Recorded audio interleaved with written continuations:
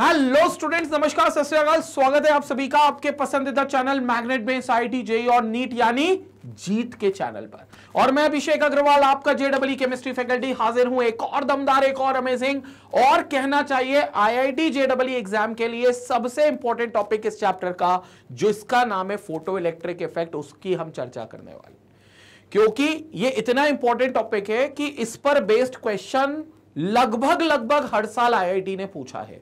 Photo electric effect पर, चाहे वो न्यूमेरिकल हो, चाहे कोई कंसेप्चुअल क्वेश्चन हो, चाहे कोई थ्योरेटिकल बेस्ड क्वेश्चन हो, हमेशा आईआईटी ने फ्रीक्वेंटली इस पर सवाल पूछा है। एक ये और एक क्वांटम नंबर, आगे आएगा एक और टॉपिक क्वांटम नंबर। ये दो बड़े हॉट फेवरेट टॉपिक हैं एनटीए के, या कह लो आईआईटी की जो बॉडीज हैं, जो जेईई की बॉडीज है, जो पहले भी कराती आई है या जो अभी करा रही है एनटीए, ये दोनों के बड़े हॉट फेवरेट टॉपिक है जिनको हमको यहां पर देखना पड़ता है।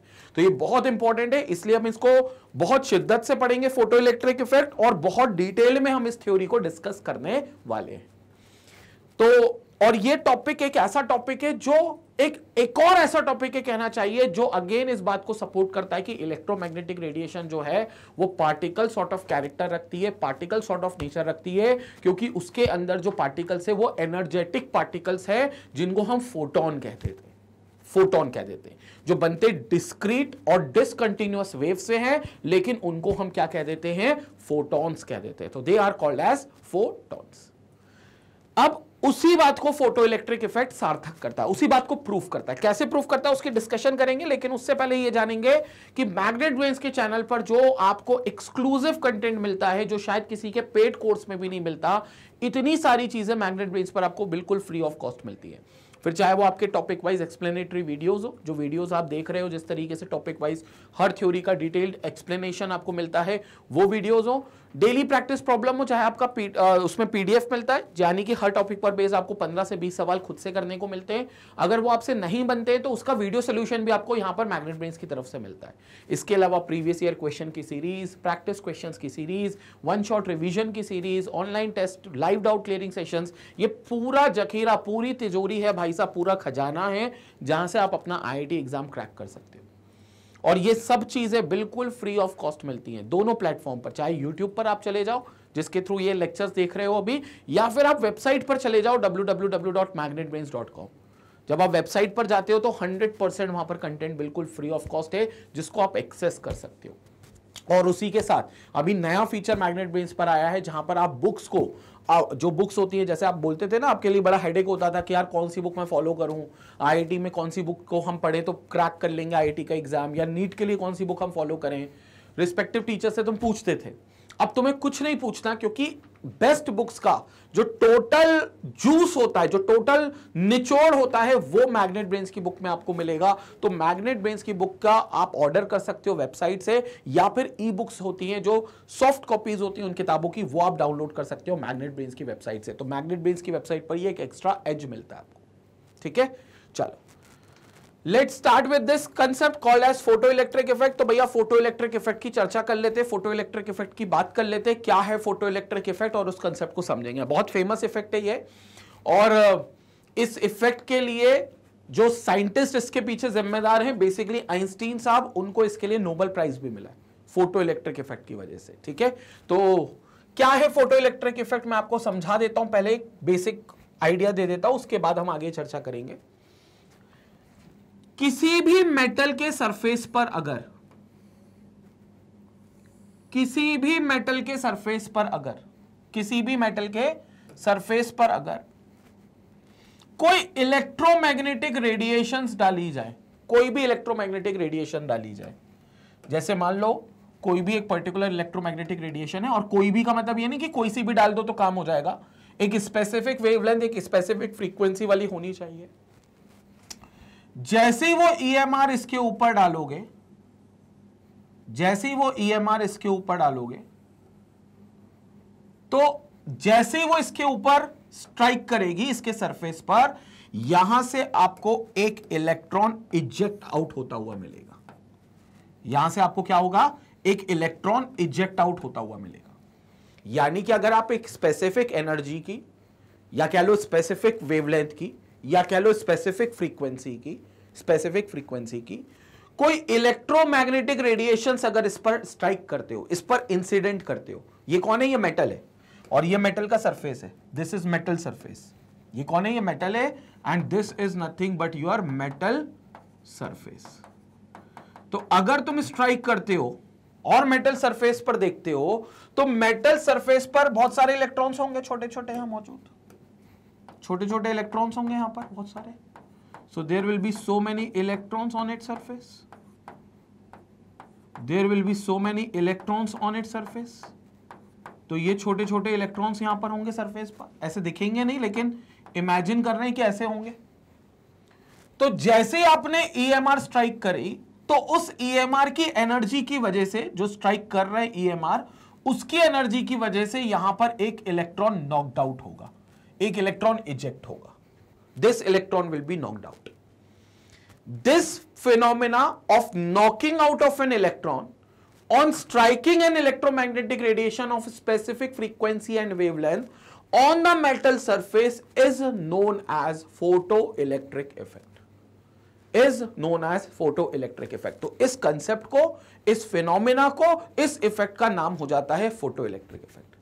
तो यहां पर आपने एक इंसिडेंट करी EMR, एक पर्टिकुलर रेडिएशन की EMR को इंसिडेंट करा, एक इलेक्ट्रोमैग्नेटिक रेडिएशन एक पर्टिकुलर एनर्जी की ली, उस एनर्जी को क्या किया इसने? यूज करा इलेक्ट्रॉन को नॉकआउट करने में। मैं ये नहीं कह रहा पूरी एनर्जी इलेक्ट्रॉन को नॉकआउट करने में यूज हो गई होगी, कुछ एनर्जी उसके बाद भी बच गई होगी, लेकिन वो एनर्जी से इलेक्ट्रॉन निकला है and this will be called as knocked out electron. This will be termed as knocked out electron, knocked out electron, and this knocked out electron will be known as photoelectron. और ऐसा एक नहीं निकलेगा, ऐसे कई electrons निकल सकते हैं। मैंने अभी डायग्राम में आपको एक इलेक्ट्रॉन दिखाया है, बट एक से ज्यादा भी निकल सकते हैं, इसलिए हम फोटो इलेक्ट्रॉन्स वर्ड यूज कर रहे हैं। So this is called as photo electron. So electromagnetic radiation of a specific frequency at wavelength will strike on the surface of a metal, and as soon as it strikes on the surface of a metal, an electron will be knocked out from its surface. This effect is known as photoelectric effect, and the knocked out electron is known as photoelectron, or the knocked out electrons are known as photoelectrons. तो ये photoelectrons होते हैं. अब ये electron आप आगे चलकर कोई भी इलेक्ट्रिकल गैजेट्स, इलेक्ट्रॉनिक डिवाइसेस में बर्गलर अलार्म्स जो आते हैं, डिफरेंट फायर अलार्म्स जो आते हैं, उनमें आप यूज कर सकते हो, इनको आप देख सकते हो. ये सारे एप्लीकेशन हो जाते हैं फोटो इलेक्ट्रिक इफेक्ट के, but this is what we are having as a concept of photo electric effect. तो ये फोटो इलेक्ट्रिक इफेक्ट का कांसेप्ट होता है. ठीक है, ये फिनोमेना. अब इसके पीछे के क्या फॉर्मूलेज हैं, क्या साइंस है, वो और समझेंगे अभी डिटेल में. So the phenomena of emission of electron is known as photo electric effect. The electrons emitted are known as photo electrons. ये जो इलेक्ट्रॉन्स एमिट होंगे, these electrons will be known as photo electrons. तो ये जो electron knocked out हो रहे हैं, इन electrons को हम फोटो इलेक्ट्रॉन्स का नाम देते हैं, फोटो इलेक्ट्रॉन्स. तो क्लियर हो गया फोटो इलेक्ट्रॉन्स का कंसेप्ट. पहले स्क्रीनशॉट ले लो इस पार्ट का, स्क्रीनशॉट ले लो, फिर आगे चर्चा करते हैं. क्लियर हो गया वाला कंसेप्ट. फोटो इलेक्ट्रिक इफेक्ट समझ में आ गया. अभी उसकी एप्लीकेशन हम चर्चा करेंगे, उसकी पूरी एप्लीकेशन की. Now what are the different results of this experiment. तो पहले एक बात समझेंगे, यहां पर जब फोटो इलेक्ट्रिक इफेक्ट की हम बात कर रहे हैं, तो हम कोई सी भी ईएमआर दे सकते हैं, लेकिन उस ईएमआर की एक स्पेसिफिक वेवलेंथ और एक स्पेसिफिक फ्रीक्वेंसी होना चाहिए जो फोटो इलेक्ट्रिक इफेक्ट कॉज कर सके. मतलब जैसे तुमने डिसाइड किया भाई एक मेटल ले लिया और मेटल को बोल दिया माइक्रोवेव तुम पर दे देते, तुम इलेक्ट्रॉन निकाल दो. अब वो मेटल बोले भाई साहब माइक्रोवेव की एनर्जी इतनी कम है कि मैं इलेक्ट्रॉन निकाल ही नहीं सकता. तो आप भूल जाओ कि वो मेटल माइक्रोवेव से इलेक्ट्रॉन निकाल सकता है. मतलब माइक्रोवेव से ज्यादा एनर्जी की उसे रेडिएशन चाहिए, जिसको आप स्ट्राइक कराओगे तब जाकर इलेक्ट्रॉन्स निकलेगा, तब जाकर फोटो इलेक्ट्रिक इफेक्ट होगा. तो इसका मतलब यह है कि फोटो इलेक्ट्रिक इफेक्ट को कॉज करने के लिए एक मिनिमम फ्रीक्वेंसी की रेडिएशन हमें स्ट्राइक करनी होगी, और वो minimum frequency is also known as threshold frequency. तो what are the conditions to cause photo electric effect? What are the conditions to cause photoelectric effect? Conditions to cause photoelectric effect. कौन कौन सी condition होगी photo electric effect के लिए, हमें वो चर्चा करनी है, ध्यान से सुनेंगे. पहली कंडीशन क्या, कि जो स्ट्राइकिंग ईएमआर है, जो इंसिडेंट इलेक्ट्रोमैग्नेटिक रेडिएशन है, जो इंसिडेंट इलेक्ट्रोमैग्नेटिक रेडिएशन है, must have minimum frequency to cause photo emission, must have minimum frequency to cause photo emission, to cause photo emission, यानी कि फोटो इलेक्ट्रॉन्स निकल सके, फोटो इलेक्ट्रॉन्स एमिट आउट हो सके, यानी कि to cause photo electric effect ही लिख देते हैं, to cause photo electric effect, ये कंडीशन पहले होनी चाहिए, to cause photo electric effect. So incident EMR must have minimum frequency to cause photoelectric effect. जो इंसिडेंट EMR जो होती है वो जो EMR होनी चाहिए वो मिनिमम फ्रीक्वेंसी रखनी चाहिए ताकि फोटो इलेक्ट्रिक इफेक्ट कॉज कर सके, क्योंकि हर EMR से निकल जाएगा इलेक्ट्रॉन जरूरी नहीं है, मेटल टू मेटल वो वेरी करता है. सेकेंड, वो इस फ्रीक्वेंसी को हम क्या कह देंगे, उस frequency, that minimum frequency will be called as threshold frequency. तो दैट मिनिमम फ्रीक्वेंसी जो होगी वो minimum frequency is known as threshold frequency, is called threshold frequency. So that minimum frequency is called as threshold frequency. तो वो जो minimum frequency होगी उस minimum frequency को हम नाम देंगे थ्रेशोल्ड फ्रीक्वेंसी. तो वो मिनिमम फ्रीक्वेंसी जो कॉज करेगा फोटो इलेक्ट्रिक इफेक्ट EMR की, वो मिनिमम फ्रीक्वेंसी थ्रेशोल्ड फ्रीक्वेंसी होगी. तो मतलब कोई भी मेटल अपने अंदर से फोटो इलेक्ट्रॉन एमिट तभी करेगा जब उसको EMR एक ऐसा मिलेगा जिसके पास फ्रीक्वेंसी थ्रेशोल्ड फ्रीक्वेंसी से ज्यादा है, थ्रेशोल्ड फ्रीक्वेंसी से ज्यादा है. एंड थ्रेशोल्ड फ्रीक्वेंसी को हम डिनोट करेंगे न्यू नॉट से. This becomes new naught. New is frequency, not मतलब वो मिनिमम फ्रीक्वेंसी चाहिए. तो न्यू नॉट से ज्यादा होनी चाहिए स्ट्राइकिंग EMR की, ज्यादा होनी चाहिए, क्योंकि न्यू नॉट तो मिनिमम फ्रीक्वेंसी है जिससे वो इलेक्ट्रॉन बाहर निकलेगा. ठीक है, उससे कम वाली फ्रीक्वेंसी की रेडिएशन किसी काम की नहीं है. मतलब वो मिनिमम एनर्जी उसके पास कितनी होनी चाहिए, h न्यू नॉट. तो तीसरी कंडीशन भी लिख लेते हैं. ये दो कंडीशन मैंने यहां लिख दी, तीसरी कंडीशन मैं यहां लिख रहा हूं. तीसरी condition, that means EMR should have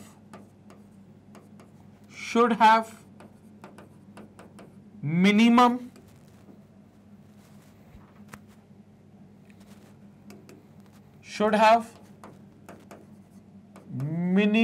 energy equal to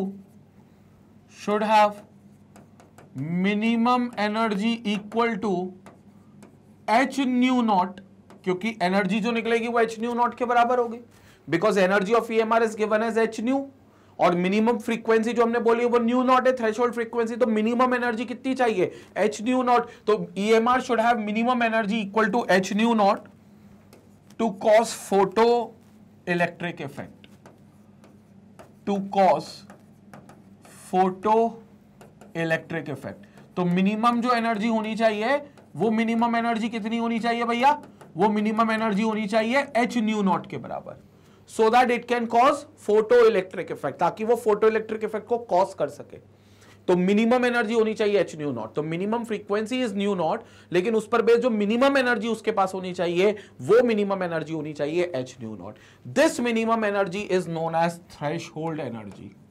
जैसे वो मिनिमम फ्रीक्वेंसी थी न्यू नॉट थ्रेशोल्ड फ्रीक्वेंसी, वैसे ये मिनिमम एनर्जी जो हो जाएगी ये हो जाएगी थ्रेशोल्ड एनर्जी. ये हो जाएगी कौन सी एनर्जी, थ्रेशोल्ड एनर्जी. तो this will be the minimum energy जिसको हम कहेंगे थ्रेशोल्ड एनर्जी. अब वो जब स्ट्राइक करेगी, कोई भी मेटल है, सपोज करो यहां पर ये मेरा मेटल रखा हुआ है, ये मेरा मेटल सरफेस है, ठीक है, यहां से मैंने एक EMR भेजी जिसके पास वो मिनिमम फ्रीक्वेंसी है जो इस मेटल के साथ फोटो इलेक्ट्रिक इफेक्ट कॉज कर सकता है. वो EMR भेजी जिसके पास वो एनर्जी है कम से कम जो इस मेटल से इलेक्ट्रॉन निकालने की हिमाकत कर सकता है, हिम्मत कर सकता है. तो ऐसा EMR आया मेटल सरफेस पर पड़ा और मेटल सरफेस से इलेक्ट्रॉन को नॉकड आउट कर दिया. मेटल सरफेस पर पड़ा और मेटल सरफेस से इलेक्ट्रॉन को निकालकर बाहर फेंक दिया. इस इफेक्ट को हम कह देंगे फोटो इलेक्ट्रिक इफेक्ट. इस फ्रीक्वेंसी जो इसके पास है कम से कम वो थ्रेशोल्ड फ्रीक्वेंसी, हो सकता है उसके पास उससे ज्यादा हो लेकिन वो मिनिमम वैल्यू तो होगी, थ्रेशोल्ड फ्रीक्वेंसी. मिनिमम एनर्जी जो उसके पास होगी वो थ्रेशोल्ड एनर्जी. हो सकता है उसकी एनर्जी उस समय EMR की उससे ज्यादा भी हो, तो ज्यादा होगी तो अच्छी बात है, बुरी बात नहीं है, मिनिमम मतलब उतनी तो कम से कम चाहिए, और वो इस मेटल के सरफेस से इलेक्ट्रॉन निकाल सकेगा। अब मन में सवाल ये भी आएगा, भैया सरफेस से ही क्यों इलेक्ट्रॉन निकालेगा, अंदर से क्यों नहीं निकालेगा? क्योंकि हमने बहुत डिटेल में पढ़ा है कि जो इलेक्ट्रॉन सबसे लाइटली होल्ड होते हैं, मतलब नॉट वेरी स्ट्रॉन्ग, वो इलेक्ट्रॉन सरफेस के होते हैं। क्योंकि जितने आप न्यूक्लियस की तरफ जाओगे, जितने आप सेंटर की तरफ जाओगे एटम के, इलेक्ट्रॉन्स की होल्डिंग उतनी स्ट्रॉन्ग होगी, because electrons are negatively charge and protons are positively charge, nucleus is positively charge. तो जितना इलेक्ट्रॉन न्यूक्लियस के करीब रहेगा उतना फोर्स ऑफ अट्रैक्शन स्ट्रॉन्ग होगा, उतना फोर्स ऑफ अट्रैक्शन स्ट्रॉन्ग होगा, और जितना इलेक्ट्रॉन न्यूक्लियस से दूर होगा उतना फोर्स ऑफ अट्रैक्शन कमजोर होगा। और अगर फोर्स ऑफ अट्रैक्शन कमजोर हुआ, अगर फोर्स ऑफ अट्रैक्शन कमजोर हुआ तो इलेक्ट्रॉन को नॉकड आउट करना बड़ा आसान होगा, इलेक्ट्रॉन को निकालकर बाहर फेंकना बड़ा आसान होगा। तो इसलिए जो सरफेस पर, मेटल के सरफेस पर जो इलेक्ट्रॉन शामिल होंगे उनको निकालकर फेंक देना बड़ा आसान है एज कंपेयर टू उन इलेक्ट्रॉन का जो अंदर बैठे हुए हैं। इसलिए हमेशा फोटो इलेक्ट्रिक इफेक्ट कहां से होगा? मेटल के सरफेस से होगा। तो ये एक कंडीशन और है जिसको हम यहां लिखते हैं, this will become our fourth condition, that photo electrons will always be emitted from the metal surface. ये भी कंडीशन है क्या? Photo electrons will always be emitted, will always be ejected कहना चाहिए, will always be ejected from the metal surface, from the metal surface। तो metal surface से ही वो इलेक्ट्रॉन्स क्या होंगे? बिल्कुल इजेक्ट होंगे। सो द मेटल सरफेस से ही इलेक्ट्रॉन्स आपके क्या होंगे? यहां पर इजेक्ट होंगे, क्योंकि सरफेस पर जो इलेक्ट्रॉन्स है ये बहुत वीकली होल्ड है, होल्ड तो है, अट्रैक्शन तो है, न्यूक्लियस से ये भी प्यार करते हैं, लेकिन उतनी प्यार नहीं करते जितना न्यूक्लियस के करीब वाले प्यार करते हैं। जो करीबी है वो ज्यादा प्यार करेंगे, जो दूर है वो कम प्यार करेंगे। तो ये दूर है सरफेस वाले, इसलिए कभी भी कोई EMR आती है, मिनिमम एनर्जी लेकर आए, मिनिमम फ्रीक्वेंसी वो वाली लेकर आए, थ्रेशोल्ड फ्रीक्वेंसी जिसे कहते हैं, बल्कि उससे ज्यादा भी लाए तो परहेज नहीं है। जैसे ही वो लाएगी, स्ट्राइक करेगी, सरफेस का इलेक्ट्रॉन निकल के फटाक से बाहर कूदेगा। इस कंसेप्ट को हम फोटो इलेक्ट्रिक इफेक्ट कहेंगे, and these are the conditions of photo electric.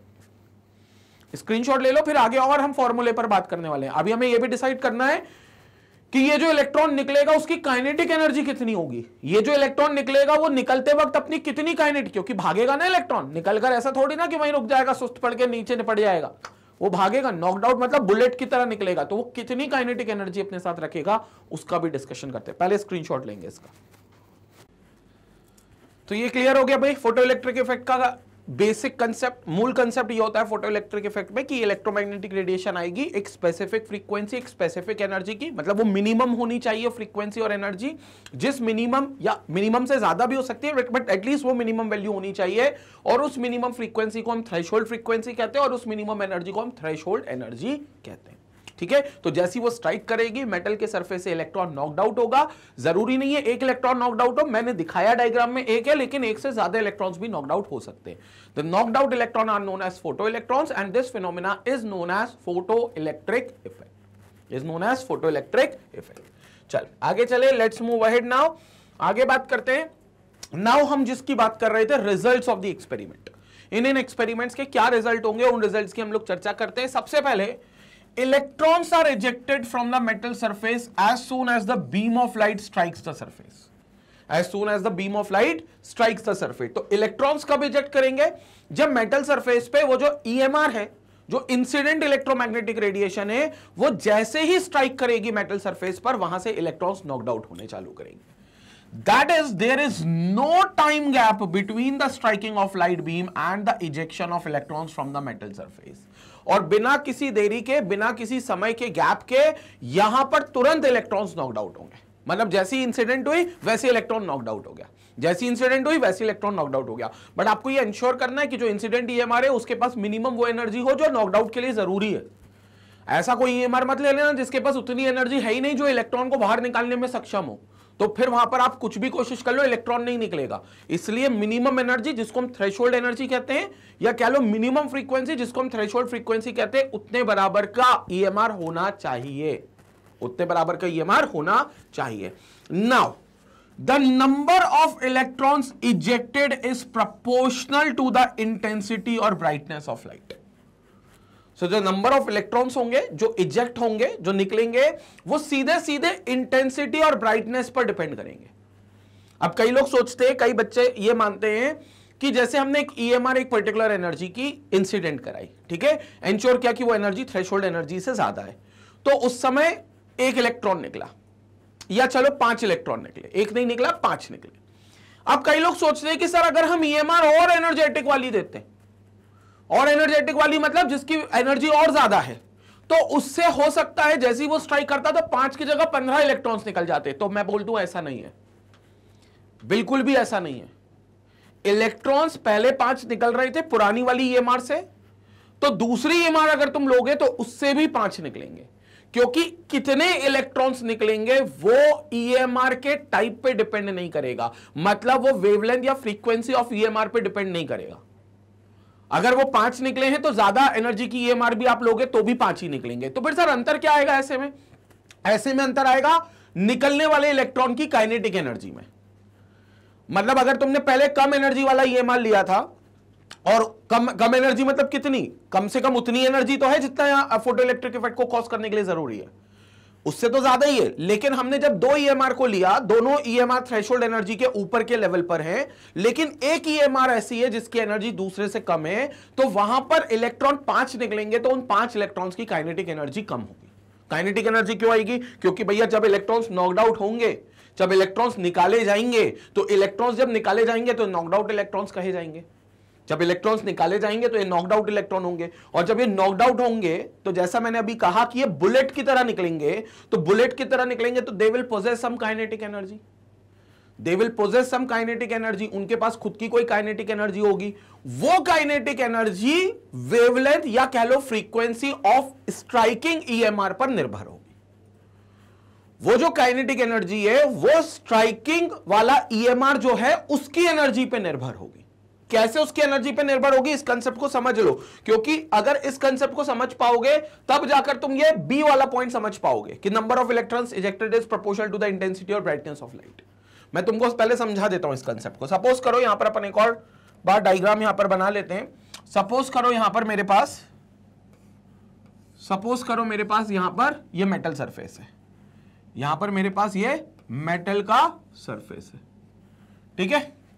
अब इस मेटल के सरफेस पर मैंने एक ईएमआर को इंसिडेंट कराया, ठीक है, एक ईएमआर को इंसिडेंट कराया।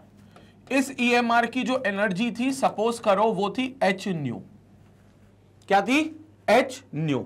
मैंने इस ईएमआर को यहां पर इंसिडेंट कराया with the energy called H new. ये ईएमआर यहां आई यहां स्ट्राइक करी, ये इलेक्ट्रोमैग्नेटिक रेडिएशन की एनर्जी थी H new. H will be Planck's constant and new इसकी फ्रीक्वेंसी है। और मैं ये एंश्योर करता हूं, ये मैं 100% दावे से कहता हूं कि यहां पर जो न्यू है वो ग्रेटर है न्यू नॉट से। मतलब new not is what? Threshold frequency, वो मिनिमम फ्रीक्वेंसी जिसकी ईएमआर आपको चाहिए, और हमने जो न्यू ले रखा है वो उस न्यू नॉट से ज्यादा है, मतलब उस मिनिमम बैरियर को पार कर चुका है। तो मतलब फोटो इलेक्ट्रिक इफेक्ट कॉज कर सकता है, 100% फोटो इलेक्ट्रिक इफेक्ट कॉज करेगा। तो हमने इस एनर्जी के बराबर ईएमआर को स्ट्राइक कराया, और जैसे इसको स्ट्राइक कराया, ध्यान से सुनेंगे अब यहां पर, जैसे हमने इसको स्ट्राइक कराया, यहां से खटाक से एक इलेक्ट्रॉन बाहर फेंकाएगा, यहां से एकदम खटाक से एक इलेक्ट्रॉन बाहर फेंकाएगा। लेकिन इस इलेक्ट्रॉन जो कि नॉकड आउट हो रहा है, इसकी अपनी एक काइनेटिक एनर्जी होगी, अपन सब मानते हैं। तो काइनेटिक एनर्जी जो इस इलेक्ट्रॉन की होगी, क्या तुम्हें यह लगता है कि वो इस ईएमआर की जो एनर्जी है, जो एच न्यू एनर्जी है, क्या वो एच न्यू के बराबर होगी? अब कई लोग तो बोलेंगे हाँ सर, अगर इलेक्ट्रॉन हमने ईएमआर के ईएमआर दिए किसी पर्टिकुलर एनर्जी की, जिसने इलेक्ट्रॉन निकालकर फेंका है, तो इलेक्ट्रॉन जिस काइनेटिक एनर्जी से निकला है वो वही एनर्जी होगी, because energy can neither be created nor be destroyed, but it can change from one form to the other form. तो हम ये कह सकते हैं कि ईएमआर की एनर्जी काइनेटिक एनर्जी में होगी। लेकिन क्या ये एग्जैक्टली इक्वल होगी? मतलब क्या ईएमआर में जो तुम एनर्जी दे रहे हो, क्या वो पूरी एनर्जी तुम्हें उसकी काइनेटिक एनर्जी ऑफ इलेक्ट्रॉन के रूप में वापस मिलेगी? तो जवाब है नहीं, जवाब है बिल्कुल नहीं, इक्वल नहीं होगी। क्यों इक्वल नहीं हो सकती? क्योंकि जो तुम ईएमआर दे रहे हो, HNu के बराबर की एनर्जी तुम ऑलरेडी उस मेटल सरफेस को दे रहे हो, तो उस HNu में से कुछ एनर्जी ये मेटल अपने अंदर से इलेक्ट्रॉन को नॉकड आउट करने में भी तो लगाएगा। मेरी बात समझना, EMR जो तुम दे रहे हो उसकी HNu एनर्जी तुम दे रहे हो, वो HNu एनर्जी जो है वो मेटल सरफेस को मिल रही है, लेकिन मेटल सरफेस उस HNu से कुछ एनर्जी इस्तेमाल कर रहा है अपने अंदर से इलेक्ट्रॉन को निकालने में। क्योंकि भाई साहब पहले इलेक्ट्रॉन निकलेगा उसके बाद भागेगा, पहले बंदूक से गोली निकलेगी उसके बाद वो आगे मोमेंटम गेन करेगी। Are you getting my point? तो मैं बिल्कुल श्योर हूं कि काइनेटिक एनर्जी आएगी, लेकिन काइनेटिक एनर्जी से पहले तो इलेक्ट्रॉन को निकालने में भी तो मेहनत लगेगी। सर एक मिनट, इलेक्ट्रॉन को निकालने में मेहनत लगेगी ऐसा क्यों बोल रहे हो आप? अरे भैया मेटल सरफेस पर मान लिया इलेक्ट्रॉन्स हैं, मान लिया वीकली हेल्ड है इसलिए सरफेस के इलेक्ट्रॉन्स पहले निकलते हैं, लेकिन अगेन भले वीक ही सही, कोई तो फोर्स ऑफ अट्रैक्शन वो इलेक्ट्रॉन के पास है ना जिससे वो न्यूक्लियस को पकड़ा हुआ है। मेरी बात समझ में आ रही है? ये इलेक्ट्रॉन जो इसके सरफेस पर हैं, फिर से समझेंगे यहां पर, ये जो इलेक्ट्रॉन जो इसके सरफेस पर हैं, मान लिया ये इसके सरफेस पर हैं इसलिए ये सबसे पहले निकलेंगे, लेकिन क्या ये सरफेस के इलेक्ट्रॉन इस मेटल के न्यूक्लियस से अट्रैक्टिव फोर्स में नहीं होंगे? बिल्कुल होंगे। मान लिया वीक अट्रैक्टिव फोर्स में होंगे, लेकिन होंगे तो सही ना।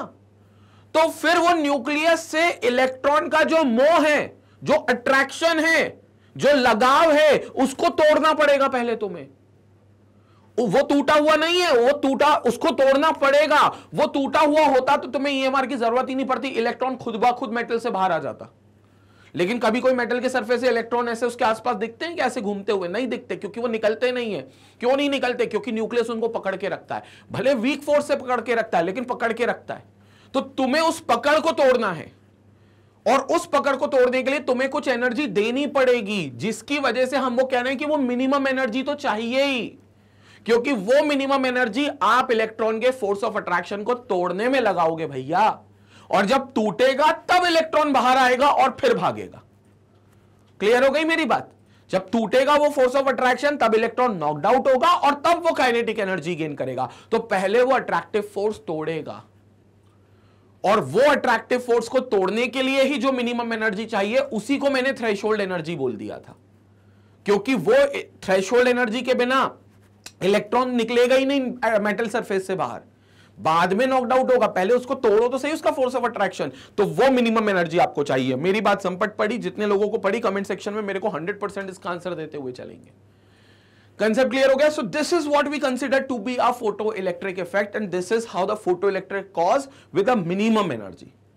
अब सर वो मिनिमम एनर्जी कितनी होगी? मिनिमम एनर्जी हर मेटल की मेटल टू मेटल वेरी करती है, मतलब हर मेटल की अलग अलग होती है। एक्चुअली हर मेटल की अलग अलग होती है, और वो मेटल टू मेटल डिफर करती है।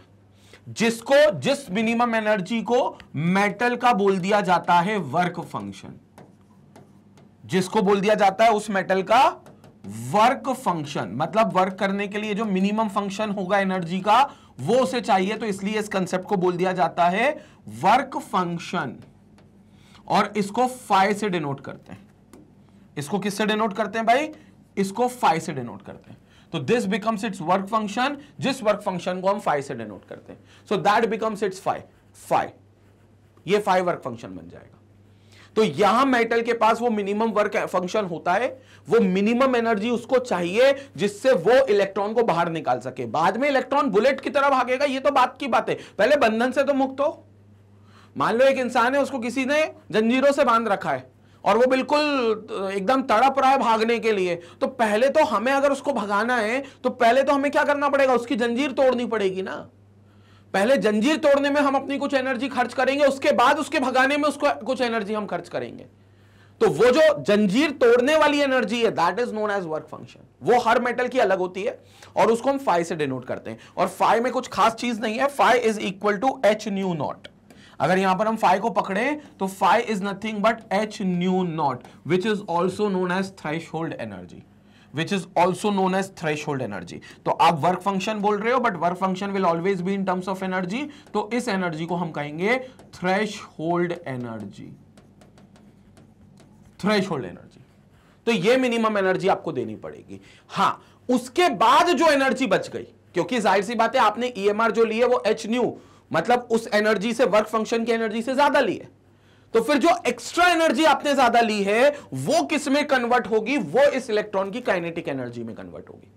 जो एडिशनल एनर्जी आपने ली है वो एडिशनल एनर्जी इस इलेक्ट्रॉन की काइनेटिक एनर्जी में तब्दील होगी। तो इसका मतलब यह हो गया, मोटे रूप में यह हो गया कि जो आपने ईएमआर की एनर्जी दी है, एनर्जी ऑफ ईएमआर, यहां पर जो आपने ईएमआर की एनर्जी दी है, यहां पर लिखता हूं मैं एनर्जी ऑफ ईएमआर, वो दो काम कर रही है। पहला काम क्या कर रही है? वो वर्क फंक्शन को संभाल रही है। कहां जा रही है? वो मिनिमम थ्रेशोल्ड एनर्जी में जा रही है, which is called as work function. और वर्क फंक्शन के बाद वो किस में जा रही है? बची हुई extra energy, kinetic energy of photo electron. मतलब जो इलेक्ट्रॉन निकल चुका है, जो फोटो इलेक्ट्रॉन है जो निकल चुका है, उसकी काइनेटिक एनर्जी में जा रही है। So this will become kinetic energy of photo electrons, kinetic energy of photo electrons. क्या मेरी बात समझ पड़ी? तो यहां पर एनर्जी ऑफ ईएमआर दो काम कर रही है। एक तो वर्क फंक्शन, वर्क फंक्शन मतलब मिनिमम जो मेटल को एनर्जी चाहिए जिसमें वो अपना इलेक्ट्रॉन बंधनों से मुक्त करेगा, वो एनर्जी लगेगी, प्लस बची हुई एनर्जी, क्योंकि ये एनर्जी आप जो इंसिडेंट करा रहे हो हमेशा ज्यादा है, तो बची हुई एनर्जी इलेक्ट्रॉन के काइनेटिक एनर्जी में तब्दील होगी। तो energy of EMR is nothing but h nu, right? Work function is nothing but phi basically, and kinetic energy को हम के ई लिख लेते हैं, या हम हाफ एम वी स्क्वायर भी लिख सकते हैं। तो अभी मैं आ रहा हूं, इसको हमने ईएमआर की एनर्जी एच न्यू बोली। Work function is nothing but h nu not, h nu nought, क्योंकि एच न्यू नॉट इसका वर्क फंक्शन हमने माना है, where nu not is the threshold frequency, minimum frequency जो हमें चाहिए, plus kinetic energy is half m v square. और इसको चलो काइनेटिक एनर्जी लिखा रहने दो, तो काइनेटिक एनर्जी, यहां से हम सिंपली काइनेटिक एनर्जी निकाल लेंगे, यहां से सिंपली हम क्या निकाल लेंगे? काइनेटिक एनर्जी निकाल लेंगे। तो then becomes the kinetic energy which is equal to nothing but h nu minus H nu nought. मतलब जो काइनेटिक एनर्जी ऑफ इलेक्ट्रॉन आएगी वो आएगी जो ईएमआर की एनर्जी आप दे रहे हो उसमें से वो मिनिमम एनर्जी को आप माइनस कर लो। जो एनर्जी आप दे रहे हो, एच न्यू एनर्जी आप दे रहे हो, एच न्यू में से मिनिमम एनर्जी जो चाहिए मेटल को, जो उसका वर्क फंक्शन है, उतनी बराबर एनर्जी माइनस कर लो। तो जो बची हुई एनर्जी होगी वो फोटो इलेक्ट्रॉन, मतलब जो इलेक्ट्रॉन इजेक्ट आउट हुआ है उसकी काइनेटिक एनर्जी में चली जाएगी।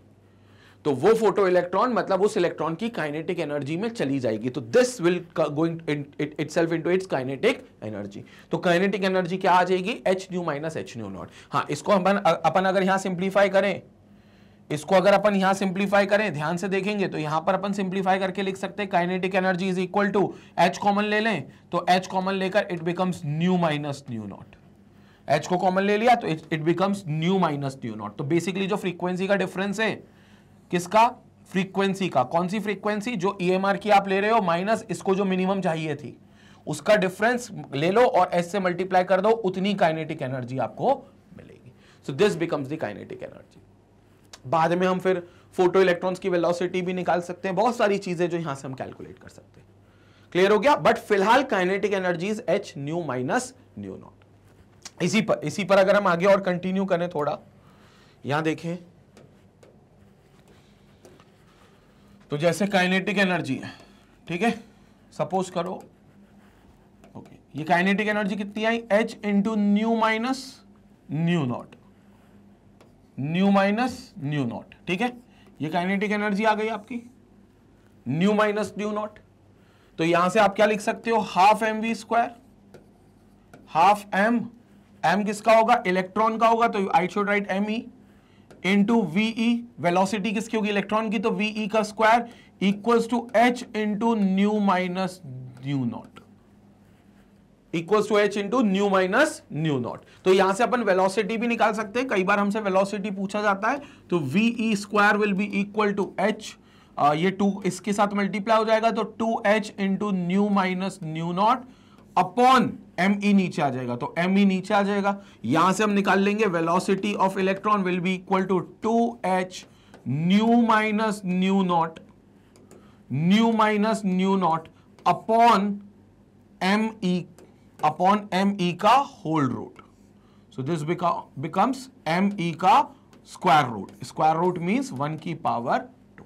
तो ये आप वेलोसिटी निकाल सकते हो। तो फोटो इलेक्ट्रॉन की कई बार ये क्वेश्चन आता है बच्चों की, काइनेटिक एनर्जी ना पूछते हुए वो सीधा पूछते हैं what will be the velocity of electron. जो फोटो इलेक्ट्रॉन है जो इजेक्ट आउट हो रहा है, जो फोटो इलेक्ट्रिक इफेक्ट में बाहर आ रहा है, उस इलेक्ट्रॉन की वेलोसिटी कितनी है, तो ये वेलोसिटी आएगी इलेक्ट्रॉन की। क्योंकि हाफ mv² हमें मालूम है किसका फॉर्मूला है, काइनेटिक एनर्जी का, तो हमने काइनेटिक एनर्जी का रख दिया h new minus nu nought, तो यहां पर था ही। फिर यहां पर क्या करा, 2 को वहां ले गए, me को नीचे ले गए, ve का अंडर रूट कर दिया, तो 2h nu minus nu not upon me का अंडर रूट यानी कि 1/2। तो यहां पर वेलोसिटी पर कई बार सवाल आया है आईआईटी में, तो यहां पर वेलोसिटी ऑफ इलेक्ट्रॉन भी हमें मिल जाएगा। क्लियर हो गया? तो ये वाला पार्ट जो है बहुत क्लियर होना चाहिए, और ये वाला पार्ट हमें बिल्कुल समझ में आना चाहिए कि क्या होगी काइनेटिक एनर्जी। अब हम बी पॉइंट को डिस्कस करेंगे, जो बी पॉइंट कह रहा है और बी पॉइंट से बच्चे क्या समझते हैं, मैं दोनों चीजों का आपको अंतर अभी बताने वाला हूं। पहले तुम इस पार्ट का स्क्रीनशॉट ले लो, ये वाले स्लाइड का स्क्रीनशॉट ले लो, इसके अगली स्लाइड का भी स्क्रीनशॉट लेना है, वो मैं अभी दे रहा हूं आपको। अगली स्लाइड का भी स्क्रीनशॉट लेंगे, यहां पर इस स्लाइड का भी भाई स्क्रीनशॉट ले लो। यहां पर भी हमने बहुत चीजें समझी हैं। हां, अब आगे की थोड़ी सी आगे की बात और करते हैं, थोड़ी सी आगे की बात और करते हैं, ध्यान से सुनेंगे अब मेरी बात को। काइनेटिक एनर्जी का फॉर्मूला जो था वो था actually h new minus h nu naught, और उसमें भी h को अगर कॉमन ले लिया तो it becomes nu minus nu naught. Kinetic energy का फॉर्मूला आ गया h into nu minus nu not. बहुत बढ़िया। जब ये फॉर्मूला आ गया काइनेटिक एनर्जी का, तो एक बात तो कंफर्म है, एक बात तो यहां से कंफर्म है कि h एक कांस्टेंट है, अनडाउटेडली h जो है वो आपका एक कांस्टेंट है, which is a Planck's constant. और किसी एक मेटल के लिए, किसी भी एक मेटल के लिए, स्पेसिफिक मेटल के लिए, उसके लिए उसकी थ्रेशोल्ड फ्रीक्वेंसी भी कांस्टेंट होगी, because threshold frequency is the minimum frequency जिसके करस्पॉन्डिंग एक मिनिमम एनर्जी आएगी, जिसको आप थ्रेशोल्ड एनर्जी ही कहोगे, वो हर मेटल की एक फिक्स होती है। मेटल टू मेटल बदलेगी, लेकिन एक मेटल के लिए तो फिक्स होगी। मैंने यहां जो मेटल लिया उसके एक पर्टिकुलर थ्रेशोल्ड फ्रीक्वेंसी होगी और एक थ्रेशोल्ड पर्टिकुलर एनर्जी होगी, ठीक है, और वो जीवन भर उसकी वही रहेगी। भले आप कोई सी भी ईएमआर उस पर स्ट्राइक करो, ईएमआर से पता ईएमआर पे वो डिपेंड नहीं करती, क्योंकि हर मेटल का अपना एक अलग वर्क फंक्शन है और वो वर्क फंक्शन कांस्टेंट है। तो मतलब मैं ये कहना चाहता हूं कि यहां पर जो न्यू नॉट है वो भी कांस्टेंट है, न्यू नॉट भी कांस्टेंट है। तो फिर सिर्फ कौन सी चीज अलग है, आपका वेरिएबल, वो है न्यू। ये वो न्यू है जो ईएमआर की एनर्जी आप दे रहे हो, मतलब ये जो ईएमआर आप दे रहे हो उसकी फ्रीक्वेंसी है बेसिकली, जिसके करस्पॉन्ड एक एनर्जी होगी। तो मतलब ये कहना चाहिए कि अगर ये दो कांस्टेंट्स हैं तो काइनेटिक एनर्जी जो होगी वो अल्टीमेटली डायरेक्टली प्रोपोर्शनल होगी न्यू के। What is new? Frequency of incident EMR. जो ईएमआर आप दे रहे हो, जो ईएमआर आप दे रहे हो उसकी फ्रीक्वेंसी पर वो निर्भर करेगी। जितनी ज्यादा फ्रीक्वेंसी की ईएमआर दोगे आप, उतनी ज्यादा काइनेटिक एनर्जी होगी, प्रोवाइडेड वो फ्रीक्वेंसी मिनिमम फ्रीक्वेंसी का बैरियर क्रॉस कर चुकी हो, मतलब वो फ्रीक्वेंसी न्यू नॉट से बड़ी हो। अब वो न्यू नॉट से जितनी बड़ी होगी, फोटो इलेक्ट्रॉन जो निकल रहा है उसकी काइनेटिक एनर्जी उतनी ज्यादा होगी। It means kinetic energy will be directly proportional to frequency of EMR. Kinetic energy will be directly proportional to frequency of EMR. इसका मतलब क्या हुआ कि जब तुम फ्रीक्वेंसी बदलोगे, मतलब जब तुम ईएमआर बदल दोगे, तो ईएमआर के बदलने से ही काइनेटिक एनर्जी बदलेगी। ईएमआर के बदल, मान लो एग्जांपल देता हूं मैं तुमको। सपोज करो तुमने एक फोटो इलेक्ट्रिक कॉज किया और तुमने वो कॉज किया रेड कलर की इलेक्ट्रोमैग्नेटिक रेडिएशंस के विजिबल रे से।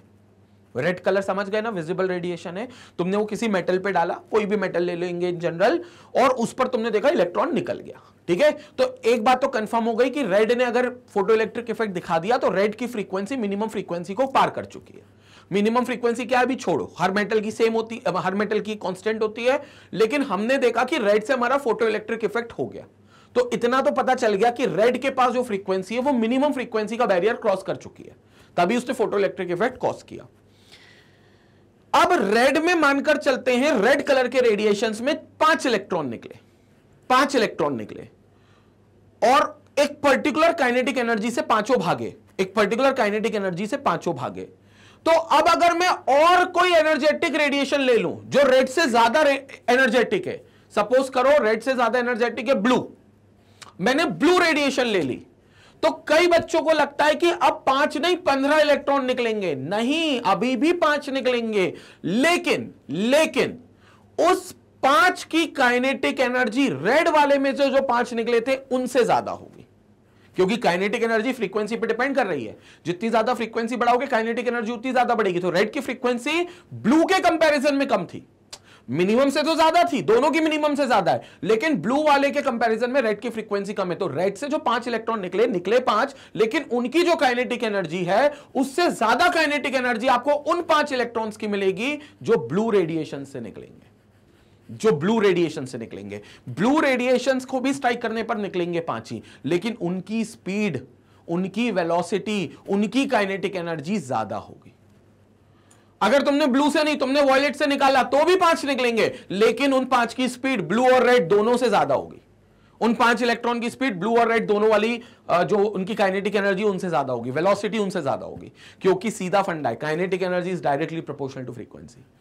जितनी ज्यादा फ्रीक्वेंसी तुम करते जाओगे उतनी काइनेटिक एनर्जी बढ़ती जाएगी, बदलती जाएगी। अगर इसका एक ग्राफ बनाकर हम इस बात को समझाएं, अगर इसका ग्राफ बनाकर हम इस बात को एक्सप्लेन करें तो बहुत सिंपल सा फंडा है, बहुत सिंपल सा फंडा है। अगर ग्राफ बनाकर हम एक्सप्लेन करें तो यहां पर हम क्या लेंगे, काइनेटिक एनर्जी, और यहां पर हम क्या लेंगे, फ्रीक्वेंसी। यहां पर हम क्या लेंगे, फ्रीक्वेंसी। एक्स एक्सिस पर हमने फ्रीक्वेंसी ले लिया, फ्रीक्वेंसी। कुछ समझ में आया, न्यू।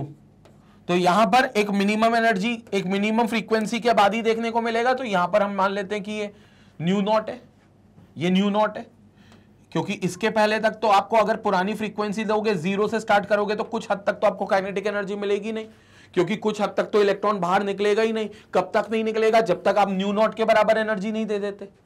जब न्यू नॉट के बराबर तक आप एनर्जी नहीं दे देते तब तक ये इलेक्ट्रॉन नहीं निकलेगा। जैसे ही न्यू नॉट को पहुंचेगा इलेक्ट्रॉन टुचुक से बाहर निकल कर आ जाएगा। इलेक्ट्रॉन जो है वो एकदम जैसे मेटल में बैठा है इलेक्ट्रॉन, और बिल्कुल न्यूक्लियस उसको पकड़ कर रखा हुआ है, जबरदस्ती पकड़ कर रखा हुआ है, तुम उसको खींच रहे हो, अचानक से एक फ्रीक्वेंसी तुम्हें मिल गई खींचने की कि वो एकदम से टुचुक करके बाहर आ गया। तो अभी वो सिर्फ बाहर आया है, अभी भागा नहीं है बुलेट की तरह। भागेगा कब, जब तुम उस एनर्जी से और ज्यादा एनर्जी दोगे, तो वो एनर्जी वो कन्वर्ट कर लेगा किसमें, काइनेटिक एनर्जी में, तो फिर वो भागेगा एकदम से। तो अब इस फ्रीक्वेंसी पर वो बाहर आ गया, और बाहर आने के बाद अब वो काइनेटिक एनर्जी इसके ऊपर की फ्रीक्वेंसी के लिए बढ़ाएगा। इसके ऊपर की फ्रीक्वेंसी मतलब इसके ऊपर की एनर्जी के लिए, तो वो अब इसके ऊपर की एनर्जी के लिए ये इस तरीके से बढ़ाएगा। समझ में आ गई। तो it will be a linearly proportional, linear proportion होगा, क्योंकि बिल्कुल फ्रीक्वेंसी जैसे जैसे बढ़ेगी काइनेटिक एनर्जी भी वैसे वैसे बढ़ेगी, लेकिन एक स्पेसिफिक वैल्यू ऑफ फ्रीक्वेंसी के बाद। कई बच्चे इस ग्राफ को ऐसे बना देते हैं, मैं बता देता हूं, कई बच्चे इस ग्राफ को ऐसे बना देते हैं। ये नहीं बनेगा भाई। इसका मतलब तुम ये कह रहे हो कि सर 0 पर 0 काइनेटिक एनर्जी है, लेकिन 0.1 फ्रीक्वेंसी भी हो गई तो 0.1 काइनेटिक एनर्जी होगी। नहीं भाई, वो मिनिमम फ्रीक्वेंसी तो चाहिए ना, वो मिनिमम फ्रीक्वेंसी के बाद ही काइनेटिक आएगी, क्योंकि इतनी फ्रीक्वेंसी तो तुम्हें खर्च करनी पड़ेगी इलेक्ट्रॉन का बंधन तोड़ने के लिए न्यूक्लियस के साथ। इलेक्ट्रॉन जो चिपका हुआ बैठा है, इलेक्ट्रॉन का जो लगाव है न्यूक्लियस के प्रति, उस लगाव को तोड़ने के लिए तुम्हें उतनी मिनिमम एनर्जी देनी पड़ेगी। तो ये ग्राफ नहीं बनेगा, ये ग्राफ बिल्कुल नहीं बनेगा। सो दिस इज समथिंग जो हमें नहीं बनाना है, हमें ये बनाना है। और ये इतनी लाइन जो दिख रही है ना, इतनी फ्रीक्वेंसी, इसको आप मेटल का वर्क फंक्शन बोल सकते हो या थ्रेशोल्ड फ्रीक्वेंसी बोल सकते हो। मैं अभी इसको फाई बोल देता हूं। फाई बोले तो वर्क फंक्शन, तो phi is the work function, तो वर्क फंक्शन इतना आएगा, ठीक है। तो ये वर्क फंक्शन होगा। क्लियर है। मैं थोड़ा सा नीचे बना देता हूं ताकि वो ग्राफ में कोई दिक्कत ना आए। This is known as work function. ये न्यू नॉट है, तो यहां तक का आपका वर्क फंक्शन हो गया, ये वर्क फंक्शन हो गया। वर्क फंक्शन कंप्लीट होने के बाद ही आपको ये इलेक्ट्रॉन दिखेगा मूव करता हुआ। तो कैसा दिखेगा, काइनेटिक एनर्जी फ्रीक्वेंसी के बढ़ने पर बढ़ेगी। तो कई बच्चे ये सोचते हैं कि सर जब हम हाई एनर्जेटिक की रेडिएशन डालेंगे तो इलेक्ट्रॉन्स की संख्या बढ़ेगी। कौन से इलेक्ट्रॉन जो नॉकड आउट हो रहे हैं, नहीं बढ़ेगी। तो सर क्या बढ़ेगा, इलेक्ट्रॉन की रफ्तार बढ़ेगी। रेड कलर से रेडिएशन से अगर फोटो इलेक्ट्रॉन्स 5 निकल रहे हैं तो ब्लू कलर से भी 5 निकलेंगे, वॉयलेट से भी 5 निकलेंगे। लेकिन 5 जो इलेक्ट्रॉन्स निकलेंगे उनकी स्पीड बढ़ी हुई मिलेगी। रेड वाले में काइनेटिक एनर्जी 5 इलेक्ट्रॉन्स की कम होगी, उससे ज्यादा ब्लू रेडिएशंस में होगी, उससे ज्यादा वॉयलेट रेडिएशंस में होगी। ये पांचों में रेडिएशन, इन तीनों में जो 5 इलेक्ट्रॉन्स होंगे उनकी स्पीड ज्यादा होगी, इलेक्ट्रॉन की संख्या 5 ही रहेगी। लेकिन सर हमें ऐसा करना है कि हमें इलेक्ट्रॉन की संख्या बढ़ानी है, हमें स्पीड से लेना देना है। हम तो चाहते हैं भैया 5 इलेक्ट्रॉन है तो अब हम 15 इलेक्ट्रॉन निकाल सके, इसके लिए क्या करें? तो अब इसके लिए तुम बी पॉइंट पढ़ो। अब तुम्हें बी पॉइंट समझ में आएगा। अब बी पॉइंट पढ़ो। The number of electrons ejected is proportional to the intensity और ब्राइटनेस ऑफ लाइट। इंटेंसिटी और ब्राइटनेस को बदलने से ही नंबर ऑफ इलेक्ट्रॉन्स जो इजेक्ट होंगे, फोटो इलेक्ट्रॉन्स जो निकलेंगे, उनकी संख्या बदल सकते हो, उनकी संख्या बदल सकते हो। सिर्फ कब? जब इंटेंसिटी या ब्राइटनेस बदलोगे। फ्रीक्वेंसी नहीं बदलनी। फ्रीक्वेंसी बदलना मतलब तुम ईएमआर ही बदल रहे हो। यहां तुम्हें एक ईएमआर की सिर्फ इंटेंसिटी या ब्राइटनेस को बदलना है। मतलब समझो, रेड कलर की रेडिएशन पर 5 इलेक्ट्रॉन निकले थे। उस समय रेड कलर की इंटेंसिटी अपन इमेजिन कर लेते हैं कि बहुत ही डल रेड था। इंटेंसिटी समझ गए? ब्राइटनेस, जैसे देखो जब तुम टीवी की सेटिंग्स देखते हो तो दो चीज आती है, एक कॉन्ट्रास्ट और एक ब्राइटनेस। वो जो डिफरेंस है ना कॉन्ट्रास्ट और ब्राइटनेस का, वही डिफरेंस होता है इंटेंसिटी और फ्रीक्वेंसी में, वही डिफरेंस होता है बस। जब हम फ्रीक्वेंसी बदलते हैं तो हम ईएमआर ही बदल देते हैं। जैसे हमने कह दिया रेड है तो रेड को फ्रीक्वेंसी बदल दो, ब्लू कर दो, ब्लू की फ्रीक्वेंसी बदल दो, वॉयलेट कर दो, वॉयलेट की फ्रीक्वेंसी बदल दो, अल्ट्रा वॉयलेट कर दो, अल्ट्रा वॉयलेट की फ्रीक्वेंसी बदल दो, एक्सरे कर दो। तो ये हो गई फ्रीक्वेंसी का बदलना, जो सीधा काइनेटिक एनर्जी पे असर डालती है, स्पीड पे असर डालती है, इलेक्ट्रॉन्स की संख्या पे असर नहीं डालती। लेकिन अगर मैंने रेड कलर ले लिया और मैं रेड कलर की ब्राइटनेस कम ज्यादा कर रहा हूं, ब्राइटनेस मतलब पहले मेरे पास डल रेड था, भद्दा रेड, फेडेड रेड, उसमें 5 इलेक्ट्रॉन निकले, उसमें 5 इलेक्ट्रॉन निकले। तो अब मैं थोड़ा सा डार्क रेड कर दूं तो 10 इलेक्ट्रॉन निकलेंगे, और डार्क रेड कर दूं 15 इलेक्ट्रॉन निकलेंगे, और डार्क रेड कर दूं 20 इलेक्ट्रॉन निकलेंगे, बहुत ज्यादा डार्क रेड कर दूं, चटक लाल, एकदम जहरीला रंग, एकदम जहरीला लाल, तो जहरीला चटक लाल कर दिया तो 50 इलेक्ट्रॉन निकलेंगे। ये 5, 10, 15, 20, 50 इलेक्ट्रॉन की रफ्तार एक ही होगी, काइनेटिक एनर्जी नहीं बदलेगी, लेकिन अब इलेक्ट्रॉन्स की संख्या बढ़ गई है। अब इलेक्ट्रॉन्स की संख्या बढ़ गई है। पहले डल रेड से 5 ही निकल रहे थे, चटक एकदम चटक जहरीले लाल से 50 इलेक्ट्रॉन निकल गए। तो इलेक्ट्रॉन की संख्या ब्राइटनेस पे डिपेंड करती है। तो इलेक्ट्रॉन की संख्या किस पे डिपेंड करती है? ब्राइटनेस पे डिपेंड करती है। Are you getting my point? तो ब्राइटनेस जो होती है वो बताती है कि भैया कितने फोटो इलेक्ट्रॉन्स को निकालना है, और सारे फोटो इलेक्ट्रॉन्स की काइनेटिक एनर्जी सेम होगी, क्योंकि काइनेटिक एनर्जी बदलेगी सिर्फ जब ईएमआर ही बदल दोगे, ईएमआर की ब्राइटनेस नहीं, ईएमआर ही बदल दोगे तब काइनेटिक एनर्जी बदलेगी, वरना सिर्फ ब्राइटनेस के बदलने से तो इलेक्ट्रॉन्स की संख्या बदलेगी। ये चीज ये वाला पॉइंट कहता है। संपट पड़ा मेरी बात? ये चीज ये वाला पॉइंट कहता है। तो this is what we have to understand. तो इलेक्ट्रॉन्स और इंटेंसिटी, अगर नंबर ऑफ इलेक्ट्रॉन्स और फ्रीक्वेंसी की बात करें तो there is no relation. Number of electrons और फ्रीक्वेंसी का कोई रिलेशन नहीं है, but yes number of electrons और इंटेंसिटी का रिलेशन है, they are directly proportional, they are directly proportional. तो अगर मैं एक और ग्राफ बनाऊं, ये पहला ग्राफ था, ये पहला ग्राफ था, this was the graph of kinetic energy versus frequency. मैं यहां पर लिख भी देता हूं, पहला ग्राफ था kinetic energy versus frequency.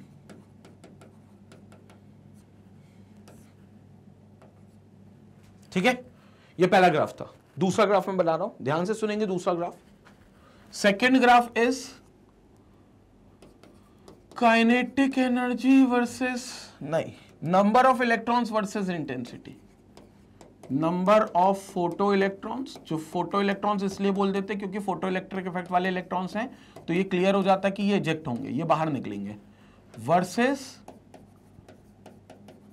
Intensity, versus intensity.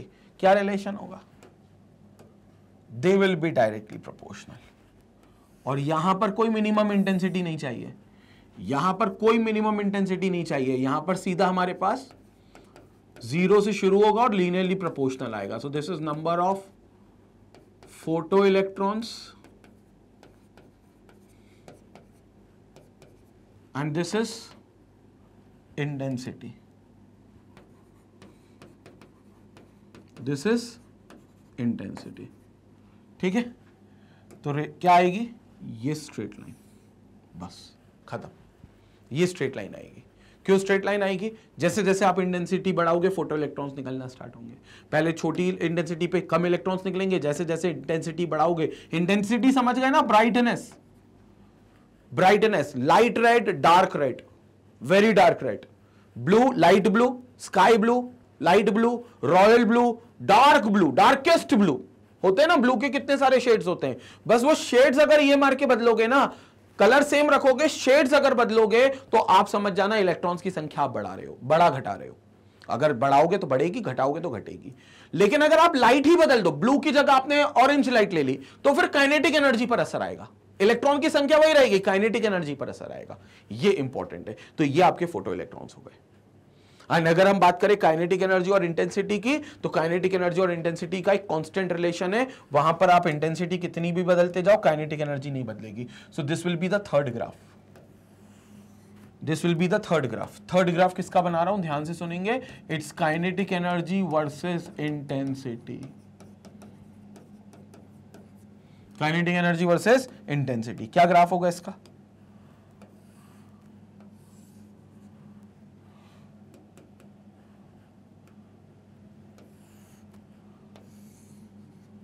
Kinetic energy versus intensity. क्या ग्राफ होगा इसका?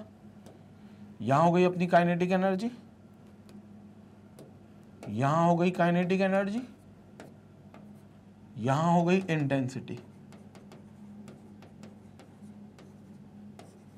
क्या ग्राफ होगा अब इसका? यहां पर ग्राफ बना लेते हैं, तो you will get a straight line parallel to x axis.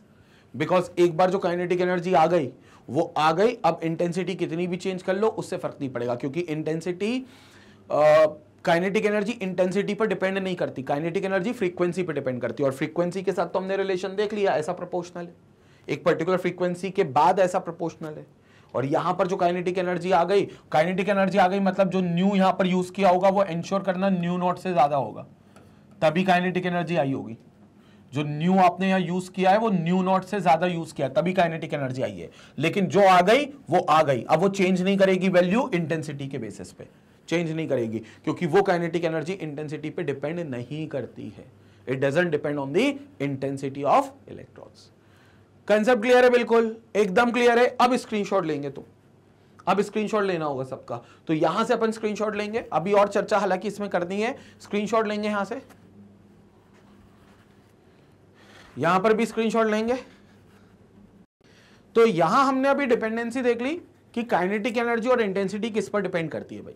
Kinetic energy कहते हैं भैया हम फ्रीक्वेंसी पे डिपेंड करते हैं, और इंटेंसिटी जो नंबर ऑफ फोटो इलेक्ट्रॉन्स है बेसिकली, तो नंबर ऑफ फोटो इलेक्ट्रॉन्स कहते हैं हम ईएमआर की इंटेंसिटी पे डिपेंड करते हैं। आप इंटेंसिटी बदलोगे तो इलेक्ट्रॉन्स की संख्या बढ़ेगी घटेगी, ये होगा। अब जब हम application of photo electric effect की बात करते हैं, जब हम उसकी एप्लीकेशन को देखते हैं, तो कहीं ना कहीं हम इलेक्ट्रिक करंट को देखते हैं। उस एप्लीकेशन में हम करंट, इलेक्ट्रिक करंट जो होता है उसके यूज को समझते हैं। क्योंकि फिजिक्स कहती है कि अगर कोई भी चार्ज, खास तौर से इलेक्ट्रॉन, अपनी जगह से मूव हो जाए, अपनी जगह से मूवमेंट दिखा दे, एक वेलोसिटी गेन कर ले, भागना शुरू कर दे, तो वहां पर इलेक्ट्रिक करंट इंड्यूस हो जाएगा, वहां पर इलेक्ट्रिक करंट मिल जाएगा, आपको इलेक्ट्रिक करंट पैदा हो जाएगा। तो इलेक्ट्रिक करंट का कंसेप्ट है इलेक्ट्रॉन के भागने से। और भाई साहब यहां फोटो इलेक्ट्रॉन्स में क्लियर है कि इलेक्ट्रॉन भाग रहा है, फोटो इलेक्ट्रॉन्स में बिल्कुल क्लियर है कि इलेक्ट्रॉन भाग रहा है। कैसे इलेक्ट्रॉन भाग रहा है? क्योंकि आपको पता है उसके पास काइनेटिक एनर्जी है, जिसकी वजह से वो इलेक्ट्रॉन निकल रहा है, और इलेक्ट्रॉन निकल रहा है तो एक बुलेट की तरह, जैसे गन से एक बुलेट निकलती है वैसे भाग रहा है। तो ये इलेक्ट्रिक करंट आगे दे सकता है, इलेक्ट्रॉन करंट जिसको हम बोलेंगे, इलेक्ट्रॉन की वजह से करंट। तो वो इलेक्ट्रॉन करंट जो है, वो इलेक्ट्रॉन करंट किस वैल्यू पे डिपेंड करेगा? करंट की वैल्यू होती है charge flowing per unit time. जितने ज्यादा चार्ज यूनिट टाइम में फ्लो हो जाएं, वो करंट होगा। अब चार्ज कितने ज्यादा फ्लो होंगे, वो नंबर ऑफ फोटो इलेक्ट्रॉन्स जितने ज्यादा निकलेंगे उस पर डिपेंड करेगा। जितने ज्यादा नंबर ऑफ फोटो इलेक्ट्रॉन्स निकलेंगे इस बात पर डिपेंड करेगा। तो कितने ज्यादा इलेक्ट्रॉन्स निकलेंगे, वो वाला जो फैक्टर होगा वो डिसाइड करेगा इलेक्ट्रॉन करंट कितना है। और कितने ज्यादा इलेक्ट्रॉन्स निकलेंगे, ये फैक्टर कौन है? ये फैक्टर है इंटेंसिटी का। ये फैक्टर है किसका? इंटेंसिटी का, क्योंकि number of photo electrons is directly proportional to intensity. जितने ज्यादा फोटो इलेक्ट्रॉन्स मतलब उतने ज्यादा इलेक्ट्रॉन्स निकल रहे हैं, जितने ज्यादा इलेक्ट्रॉन्स निकल रहे हैं उतना ज्यादा करंट प्रोड्यूस होगा। तो करंट का सीधा लेना देना है इंटेंसिटी से, और करंट का बिल्कुल भी लेना देना नहीं है फ्रीक्वेंसी से। करंट का सीधा लेना देना है इंटेंसिटी से, और करंट का बिल्कुल लेना देना नहीं है फ्रीक्वेंसी से। तो फ्रीक्वेंसी बदल दोगे तो करंट पर फर्क नहीं पड़ेगा। करंट पे कब फर्क पड़ेगा? जब आप उस पर्टिकुलर ईएमआर की इंटेंसिटी, ब्राइटनेस कम ज्यादा कर दोगे, क्योंकि जब इंटेंसिटी कम ज्यादा करोगे तो इलेक्ट्रॉन्स कम ज्यादा होंगे। इलेक्ट्रॉन्स मतलब चार्ज कम ज्यादा होगा, और चार्ज पर यूनिट टाइम इज करंट। तो चार्ज की वैल्यू अगर बदलेगी तो करंट बदलेगा। तो करंट का सीधा सीधा लेना देना इंटेंसिटी से। तो हम यहां पर दो ग्राफ और बनाते हैं, दो ग्राफ हम लोग यहां पर और बनाते हैं, फिर और आगे बात करेंगे। टोटल अभी कितने ग्राफ हम लोगों ने देख लिए? 3 ग्राफ हो गए। चौथा graph, this is electron current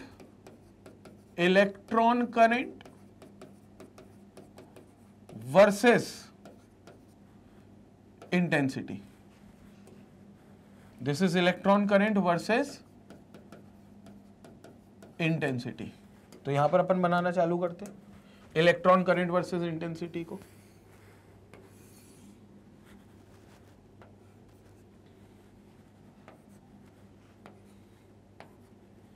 तो ये हो गया नंबर ऑफ इलेक्ट्रॉन्स।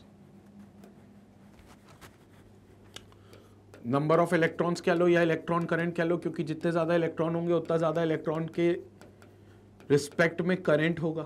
तो ये इलेक्ट्रॉन करंट और ये इंटेंसिटी, क्या लगता है क्या रिलेशन आएगा? बिल्कुल डायरेक्टली प्रोपोर्शनल, क्योंकि इंटेंसिटी बढ़ती है तो इलेक्ट्रॉन्स की संख्या बढ़ती है, और इलेक्ट्रॉन की संख्या अगर बढ़ेगी,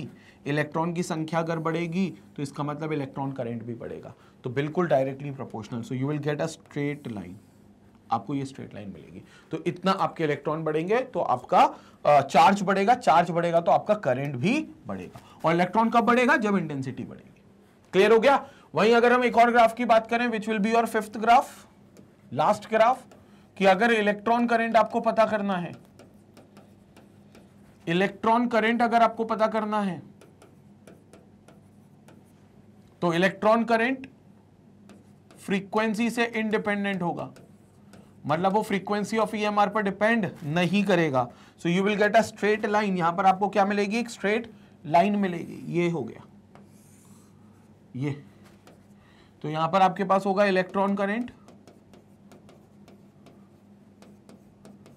ये होगा इलेक्ट्रॉन करंट, और ये होगी आपकी फ्रीक्वेंसी।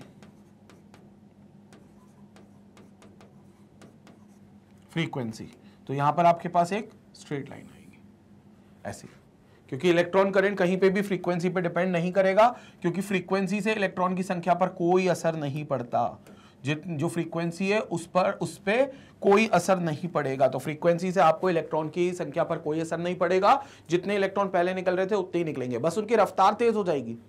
तो रफ्तार के तेज होने से करंट पर फर्क नहीं पड़ता, लेकिन इलेक्ट्रॉन की संख्या, क्योंकि टोटल चार्ज पर सेकेंड जितना है वो करंट है, तो टोटल चार्ज पर सेकंड जितना होगा वो करंट है। तो जितने इलेक्ट्रॉन्स होंगे उस पर सीधा सीधा इलेक्ट्रॉन करंट डिपेंड करेगा। तो नंबर ऑफ फोटो इलेक्ट्रॉन्स यहां फ्रीक्वेंसी से नहीं बदलते, number of photo electrons intensity से बदलते हैं, इसलिए इलेक्ट्रॉन करंट इंटेंसिटी के प्रोपोर्शनल है, but electron current is independent of frequency, इसलिए इलेक्ट्रॉन करंट जितना आ गया उतना ही आएगा, और फ्रीक्वेंसी बदलोगे तो कुछ भी फर्क नहीं पड़ेगा।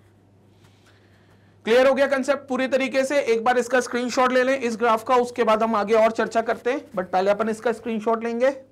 और कोई भी अगर डाउट हो, किसी को कोई भी अगर डाउट हो, तो वो बिल्कुल मेरे को कमेंट सेक्शन में पूछ सकते हैं। एक सिंगल डाउट भी होगा तो बिल्कुल पूछ सकते हैं, ठीक है? चले, let's move ahead now, let's move ahead. Okay, अब एक और चीज है कि जो पोटेंशियल होता है, अगर उस पोटेंशियल की हम लोग बात करें तो इलेक्ट्रिक करंट जहां आता है वहां पोटेंशियल भी आएगा। तो हालांकि जो करंट और पोटेंशियल है वो लगभग सेम चलते हैं, क्योंकि ओम्स लॉ के हिसाब से V is directly proportional to I, लेकिन जो वोल्टेज होता है वो नेगेटिव में भी हो सकता है, तो नेगेटिव में भी वोल्टेज होगा। उसका भी हम एक बार ग्राफ बना लेते हैं, उसका भी हम ग्राफ एक बार देख लेते हैं। तो अब आगे चलते हैं हम यहां से, अब आगे देखते हैं इस पर, ठीक है। तो इसको यहां पर समझते हैं। तो ये बेसिकली हमने मैक्सिमम ग्राफ्स यहां पर कर लिए हैं, मैक्सिमम ग्राफ्स को हमने यहां पर समझ लिया है। अब यहां पर हम लोग और देखते हैं। So now for each metal there is a characteristic minimum frequency, सी पॉइंट है, which is called as nu naught. Minimum frequency होना चाहिए जिसकी हमने बात करी है, also known as threshold frequency. That frequency is known as threshold frequency. So that will be the minimum frequency जो उसके पास होगी, and that frequency will be called as threshold frequency, below which photo electric effect is not observed. जिसके नीचे आप कभी भी photo electric effect को होता हुआ नहीं देखोगे, बिल्कुल नहीं देखने को मिलेगा photo electric effect. At a frequency nu greater than nu naught, the ejected electrons comes out with certain kinetic energy. The kinetic energies of these electrons increases with an increase in the frequency of the light used. तो जो kinetic energy होगी वो सीधा सीधा frequency पे depend करेगी। जितनी ज्यादा आप frequency रखोगे उतनी ज्यादा kinetic energy उसकी क्या होती जाएगी, बढ़ती जाएगी। और किसकी frequency से डायरेक्टली प्रोपोर्शनल होगा, EMR, जो आप इंसिडेंट कर रहे हो, इलेक्ट्रोमैग्नेटिक रेडिएशन, जो लाइट आप इंसिडेंट कर रहे हो उसकी फ्रीक्वेंसी पे वो डिपेंड करेगा, ठीक है। तो ये चीज सबसे इंपॉर्टेंट है। लेट्स मूव अहेड, नेक्स्ट देखते हैं। यहां पर देखो, ये आपको पूरा एक डायग्राम बताया है कैसे क्या चीजें हो रही हैं। देखो यहां पर आपने एक मेटल प्लेट रखी है, उसका सरफेस है और उस पर एक लाइट रेडिएशंस को स्ट्राइक कर रहे हो। ये लाइट क्या है, EMR है, जिसके पास वो मिनिमम एनर्जी है, या इसकी फ्रीक्वेंसी वो थ्रेशोल्ड फ्रीक्वेंसी से ऊपर है। जैसी इंसिडेंट होगी इलेक्ट्रॉन निकलेगा, उस इलेक्ट्रॉन को खींचने के लिए यहां पॉजिटिव प्लेट भी लगा रखी है, सो दैट इलेक्ट्रॉन इसकी तरफ अट्रैक्ट हो, तो वो इलेक्ट्रॉन इसकी तरफ अट्रैक्ट होगा। तो ये डिटेक्टर बेसिकली लगा कर रखा है सो दैट इलेक्ट्रॉन डिटेक्ट हो जाए यहां पर जैसे ही वो खींचेगा।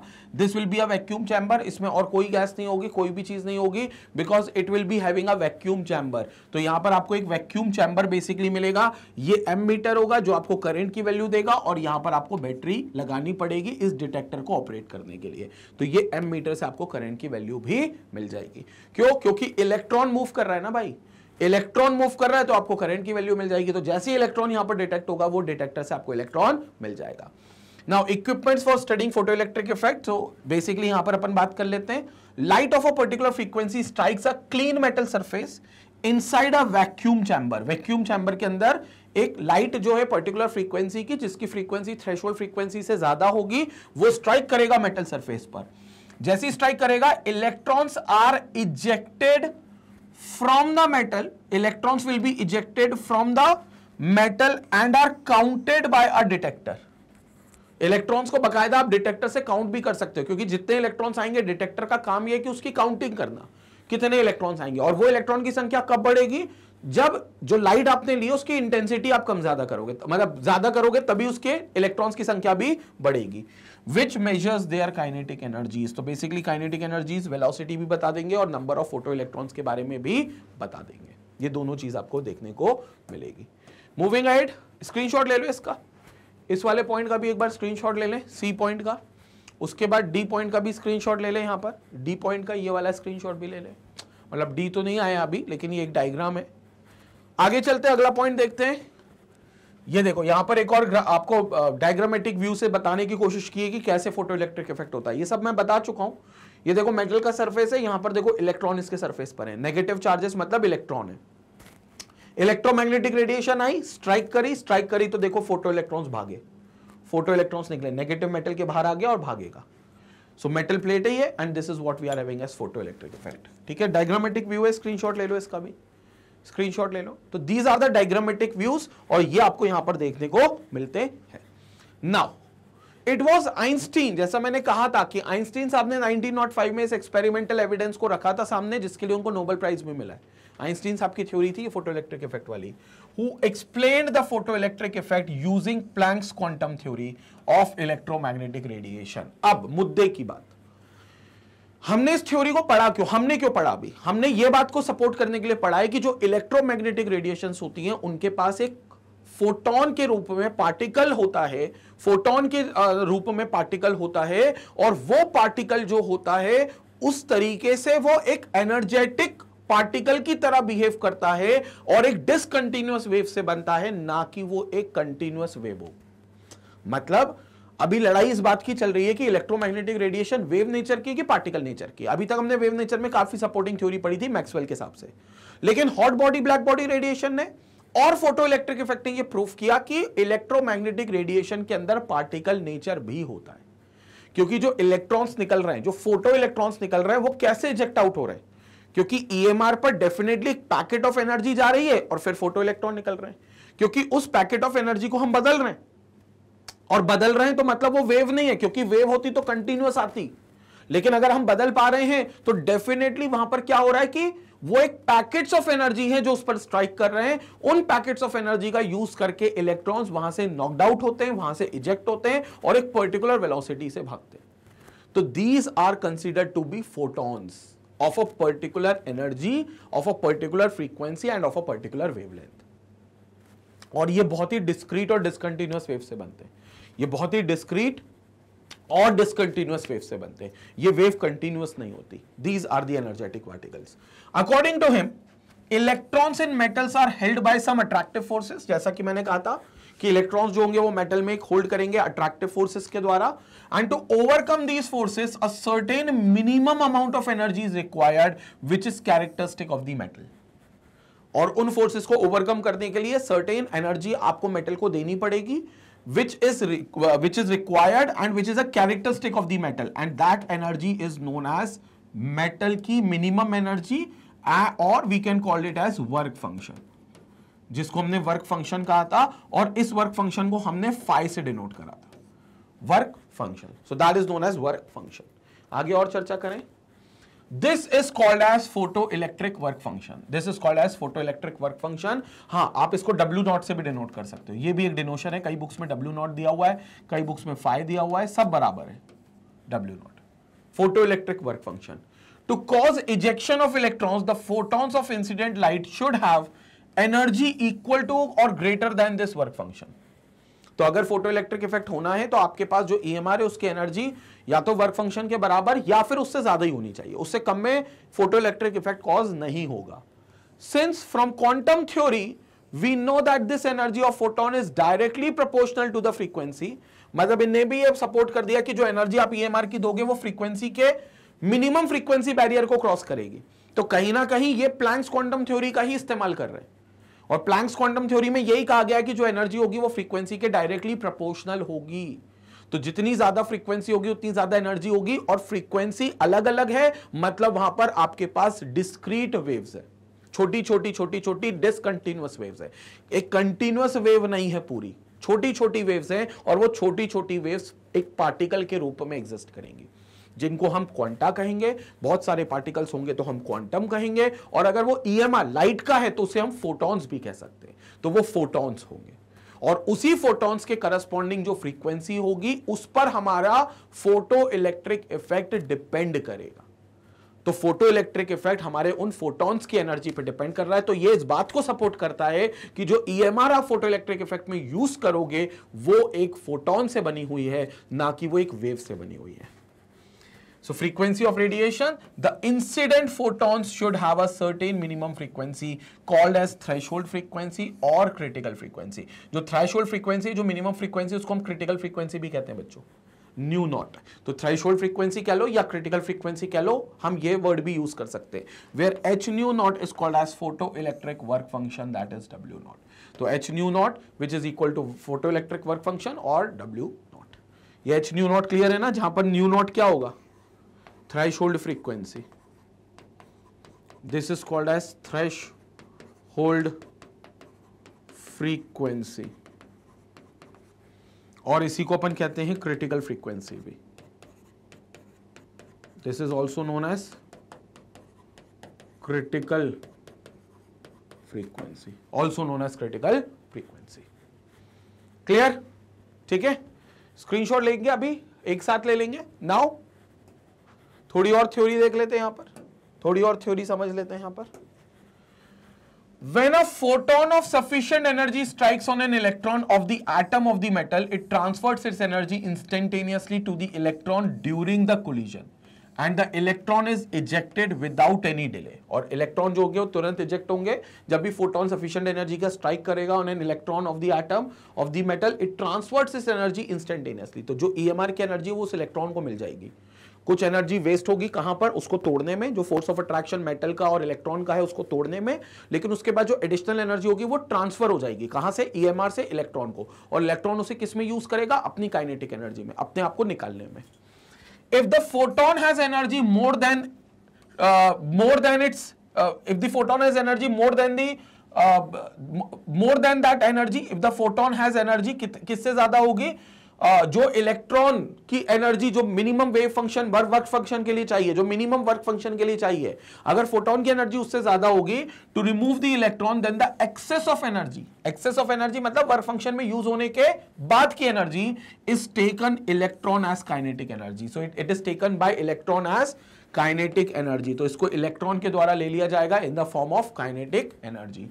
The greater the energy by photon, the greater the transfer of energy to the electron and greater the kinetic energy. जितनी एक्स्ट्रा एनर्जी आपने ली होगी, मतलब जितनी ज्यादा एनर्जेटिक ईएमआर आपने ली होगी, उतनी ज्यादा एनर्जी इलेक्ट्रॉन को मिलेगी ट्रांसफर के दौरान, और जितनी ज्यादा एनर्जी इलेक्ट्रॉन को ट्रांसफर होगी उतनी ज्यादा वो काइनेटिक एनर्जी में उसको बदल पाएगा, क्योंकि इलेक्ट्रॉन तो एक ही काम करेगा, उस एनर्जी को लेने के बाद ईएमआर से अपने आप को काइनेटिक एनर्जी में, मतलब अपनी वो एनर्जी काइनेटिक एनर्जी में तब्दील कर देगा, तो वो भागेगा electron of the ejected electron. Since the striking photon has energy equal to h nu and the minimum energy required to eject the electron is h nu naught, therefore the difference in the energy will be h nu minus h nu naught, which is transferred to the electron in the form of kinetic energy. तो यहां पर ये kinetic energy होगी। तो ये सब पढ़ चुके हैं, सब थ्योरी बेस्ड आ रहा है। अब तो हमने बोल दिया कि भाई h nu हम दे रहे हैं, एच न्यू नॉट तो मिनिमम वो खाएगा, उसके बाद जो एडिशनल एनर्जी बचेगी उसको काइनेटिक एनर्जी में कन्वर्ट करेगा। तो यहां से कोई पूछे काइनेटिक एनर्जी क्या होगी, तो टोटल एनर्जी जो आपने दी माइनस मेटल ने जो खा ली। मेटल ने क्यों खा ली, क्योंकि इलेक्ट्रॉन को निकालने में मेटल कुछ एनर्जी खाएगा जो उसके वर्क फंक्शन के बराबर की एनर्जी होगी, जो उसके वर्क फंक्शन के बराबर की एनर्जी होगी, तो उतनी एनर्जी तो उसे खानी पड़ेगी ना। तो this will be kinetic energy equals to H nu minus H nu naught, ये आपको मिल जाएगा। तो kinetic energy will become H nu minus H nu naught. जितनी आपने दी, this is the incident EMR, ये आपने इसको दी इतनी एनर्जी, तो इतनी एनर्जी आप सप्लाई कर रहे हो, एनर्जी ऑफ ईएमआर, इतनी एनर्जी आप सप्लाई कर रहे हो, एनर्जी ऑफ ईएमआर, और इतनी एनर्जी वो खा रहा है, इतनी एनर्जी खा रहा है इन the form of work function. और ये हर मेटल खाएगा, क्योंकि इलेक्ट्रॉन को उसको निकालना पड़ेगा, बंधन से मुक्त कराना पड़ेगा, तो ये वो खाएगा। ठीक है, तो ये सारी चीज अपन ने पढ़ चुकी है ना। Following the conservation of energy principle, the kinetic energy of the ejected electron is given by h nu equal to H nu naught plus kinetic.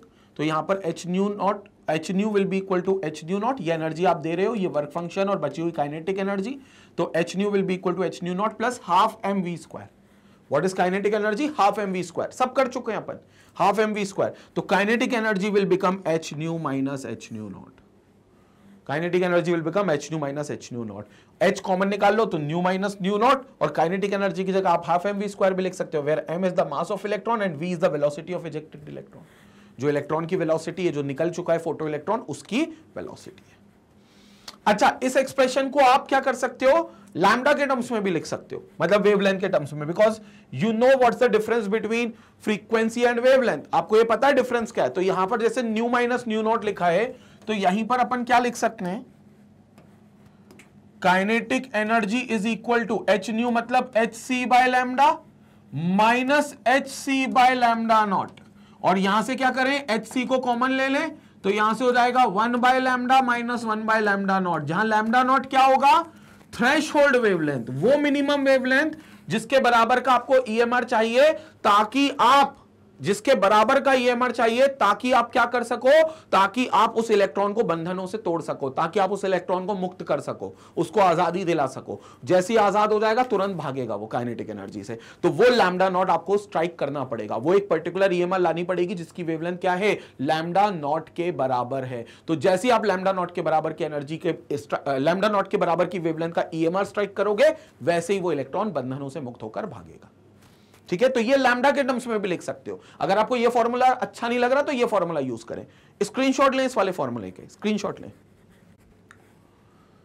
तो ये वाला फॉर्मूला हमें कब यूज करना है, जब हमें वेवलेंथ दी जाए, लैम्डा वाला फ्रीक्वेंसी दी जाए, तो ये वाला यूज कर लेंगे। ठीक है, तो वो लैम्डा और फ्रीक्वेंसी को तो हम बदल सकते हैं, वेवलेंथ फ्रीक्वेंसी को आपस में बदल सकते हैं, उसमें दिक्कत नहीं है। ठीक है, तो ये वही फॉर्मूला है। तो आपने यहां से HC कॉमन ले लिया और HC कॉमन ले लिया तो 1/λ माइनस 1/λ नॉट। ठीक है, ये आपका फॉर्मूला बन गया, ये HC इंटू 1/λ माइनस 1/λ नॉट। और किसका फॉर्मूला है? काइनेटिक एनर्जी ऑफ इलेक्ट्रॉन का। तो ये काइनेटिक एनर्जी ऑफ इलेक्ट्रॉन्स का फॉर्मूला। ठीक है, चलो आगे चलते हैं। Now the kinetic energy of photoelectrons is independent of intensity because an increase in intensity does not affect the energy of photons. तो photons की basically जो काइनेटिक एनर्जी होगी वो इंटेंसिटी पे डिपेंड नहीं करेगी, क्योंकि इंटेंसिटी कभी भी काइनेटिक एनर्जी को नहीं बदलती, सिर्फ नंबर ऑफ इलेक्ट्रॉन्स जो निकलेंगे उसको बदलेगी। तो अगर आप इंटेंसिटी बढ़ाओगे तो जो इलेक्ट्रॉन्स पहले 2 निकल रहे थे वो 10 निकलेंगे, 20 निकलेंगे, 50 निकलेंगे, जैसे जैसे आप इंटेंसिटी बढ़ाओगे। लेकिन सारे इलेक्ट्रॉन्स की काइनेटिक एनर्जी पर असर नहीं पड़ेगा, चाहे 2 इलेक्ट्रॉन निकले चाहे 20 निकले, काइनेटिक एनर्जी सेम रहेगी अगर इंटेंसिटी बदलते हो तो। काइनेटिक एनर्जी सिर्फ तभी बदलेगी जब आप फ्रीक्वेंसी बदलोगे। काइनेटिक एनर्जी अदरवाइज इंटेंसिटी के बदलने से नहीं बदलेगी। Rather it simply increases the number of photons falling on the surface of metal and hence increases the number of photo electrons. तो नंबर ऑफ फोटो इलेक्ट्रॉन्स यहां पर increase होंगे because photons की संख्या बढ़ेगी। इंटेंसिटी का मतलब क्या है कि एक ही वेव आ रही है लेकिन उस वेव के नंबर ऑफ फोटॉन ज्यादा आ रहे हैं, और जब फोटॉन ज्यादा पड़ेंगे मेटल पर तो ज्यादा इलेक्ट्रॉन्स निकलेंगे। क्योंकि कई लोग पूछते हैं सर इंटेंसिटी के बदलने से फोटो इलेक्ट्रॉन ज्यादा क्यों निकल रहे हैं, तो वो ये है कि इंटेंसिटी का बढ़ना मतलब ज्यादा फोटॉन्स आप EMR के उस पे गिरा रहे हो। पहले 2 फोटॉन्स गिरा रहे थे तो 2 इलेक्ट्रॉन निकल रहे थे, अब इंटेंसिटी बढ़ा दी तो अब 50 फोटॉन्स आप इस पर गिरा रहे हो। अब आप 50 फोटॉन्स इस पर गिरा रहे हो, तो जैसे ही आप 50 फोटॉन्स इस पर गिराओगे तो 50 इलेक्ट्रॉन्स यहां पर निकलेंगे, इजेक्ट होंगे। तो उतने ज्यादा इलेक्ट्रॉन्स वहां से क्या होंगे? इजेक्ट होंगे, उतने ज्यादा इलेक्ट्रॉन्स वहां से निकलेंगे। तो जितने ज्यादा फोटॉन्स आप गिराओगे उतने ज्यादा फोटो इलेक्ट्रॉन्स निकलेंगे। इसलिए इंटेंसिटी का बढ़ना मतलब फोटॉन्स आप जो गिरा रहे हो वो संख्या बढ़ रही है, और फोटॉन्स की संख्या बढ़ रही है तो फिर फोटो इलेक्ट्रॉन्स की संख्या, जो इजेक्टेड इलेक्ट्रॉन्स की संख्या है वो भी बढ़ेगी। ये इंपॉर्टेंट पॉइंट है, इसको आप स्क्रीनशॉट पे ले लो, स्क्रीनशॉट ले लो क्योंकि ये बहुत इंपॉर्टेंट पॉइंट है। ठीक है, चल लेट्स मूव अहेड नाउ, आगे चलते हैं, अगले पार्ट पर आते हैं। Let's move ahead. So the photoelectric work function depends upon the nature of the metal. A metal having a higher ionization energy has a greater value of photoelectric work function.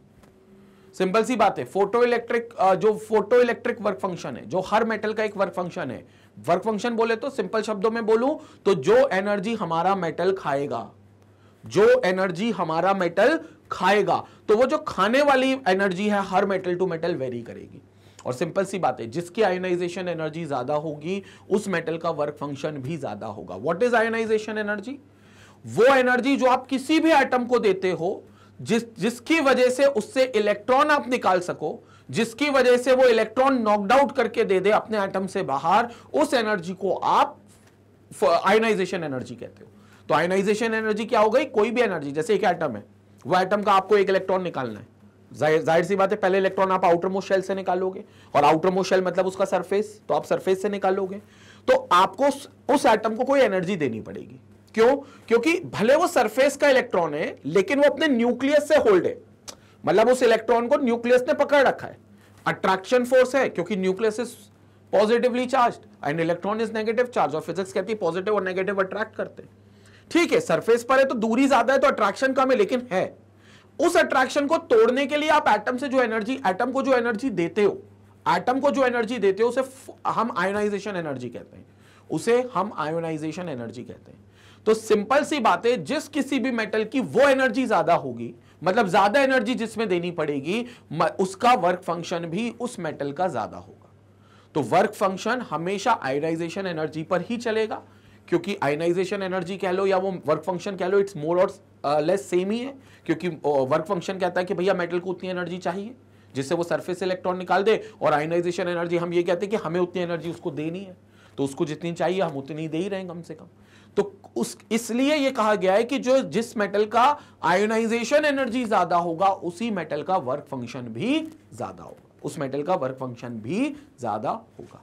ठीक है, तो यही बात यहां पर कही गई है। और यहां पर आपको कुछ मेटल्स दिए गए तो उसका आपको वर्क फंक्शन भी दिया हुआ है, work function, and work function will be in electron volts. तो इलेक्ट्रॉन वोल्ट्स में दिया हुआ है। So the value of photoelectric work functions of some metals are given below. कहां, जैसे लिथियम का 2.42 है, सोडियम का 2.3 है, पोटेशियम का 2.25 है, मैग्नीशियम का 3.7 है, कॉपर का 4.8 है, सिल्वर का 4.3 है। तो ये वर्क फंक्शन है। इतनी एनर्जी इन मेटल्स को चाहिए अगर इनसे फोटो इलेक्ट्रिक इफेक्ट कॉज करवाना है। तो अगर इन मेटल से फोटो इलेक्ट्रिक इफेक्ट कॉज कराना है तो आपको इतनी एनर्जी इनको देनी ही पड़ेगी। तो लिथियम को, सोडियम को, पोटेशियम को, मैग्नीशियम को, कॉपर को, सिल्वर को आपको इतनी एनर्जी देनी पड़ेगी इलेक्ट्रॉन वोल्ट्स में, अगर तुम इनसे वर्क फंक्शन करवाना चाहते हो तो।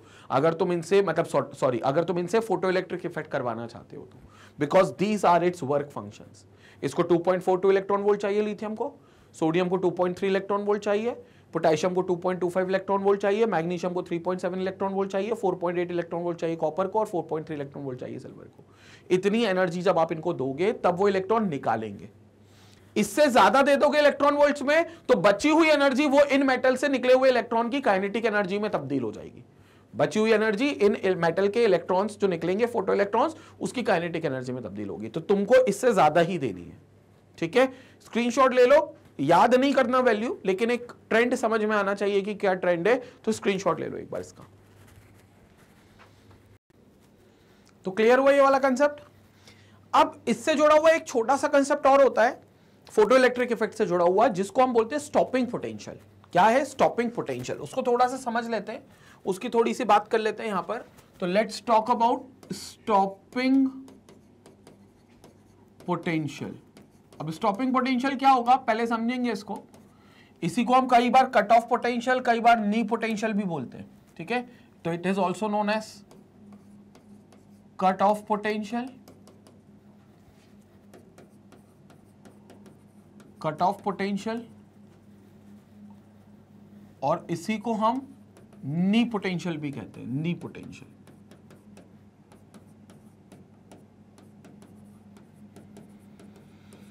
क्या होता है ये पोटेंशियल, पहले डेफिनेशन समझ लें, इसके बाद अपन देखते हैं। सो it is the minimum potential applied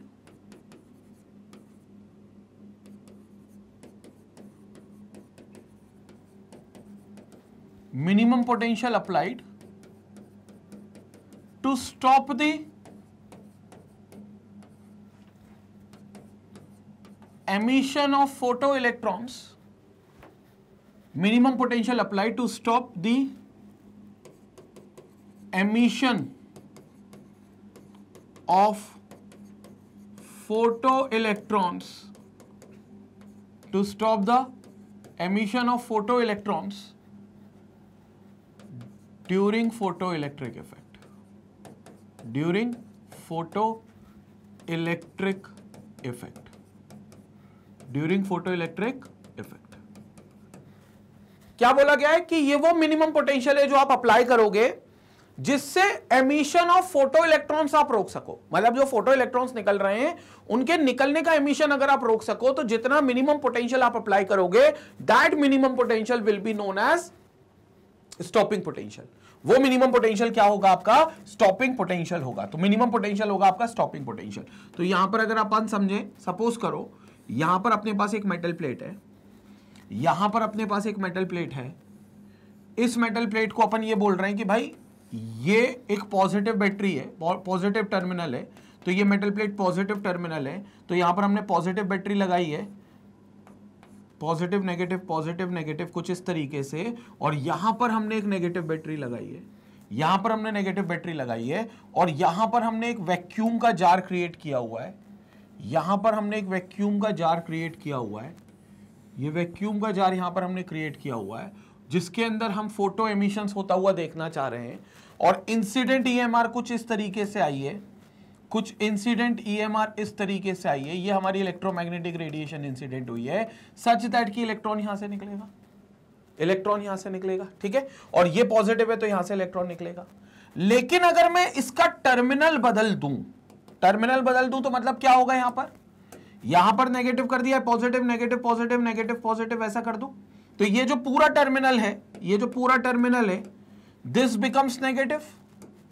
और अब इतना नेगेटिव करके इसका पोटेंशियल बढ़ा दूं कि इलेक्ट्रॉन यहां ना आकर रिपेल कर दे। मतलब ये बैटरी वोल्टेज मेरे हाथ में, हालांकि मैं इसमें एक रियोस्टेट भी लगा सकता हूं। रियोस्टेट मतलब वेरिएबल रेजिस्टेंस, और वेरिएबल रेजिस्टेंस से मैं इसको कैलकुलेट कर सकता हूं। तो मैं एक रियोस्टेट भी लगा सकता हूं जो कि बेसिकली होगा वेरिएबल रेजिस्टेंस।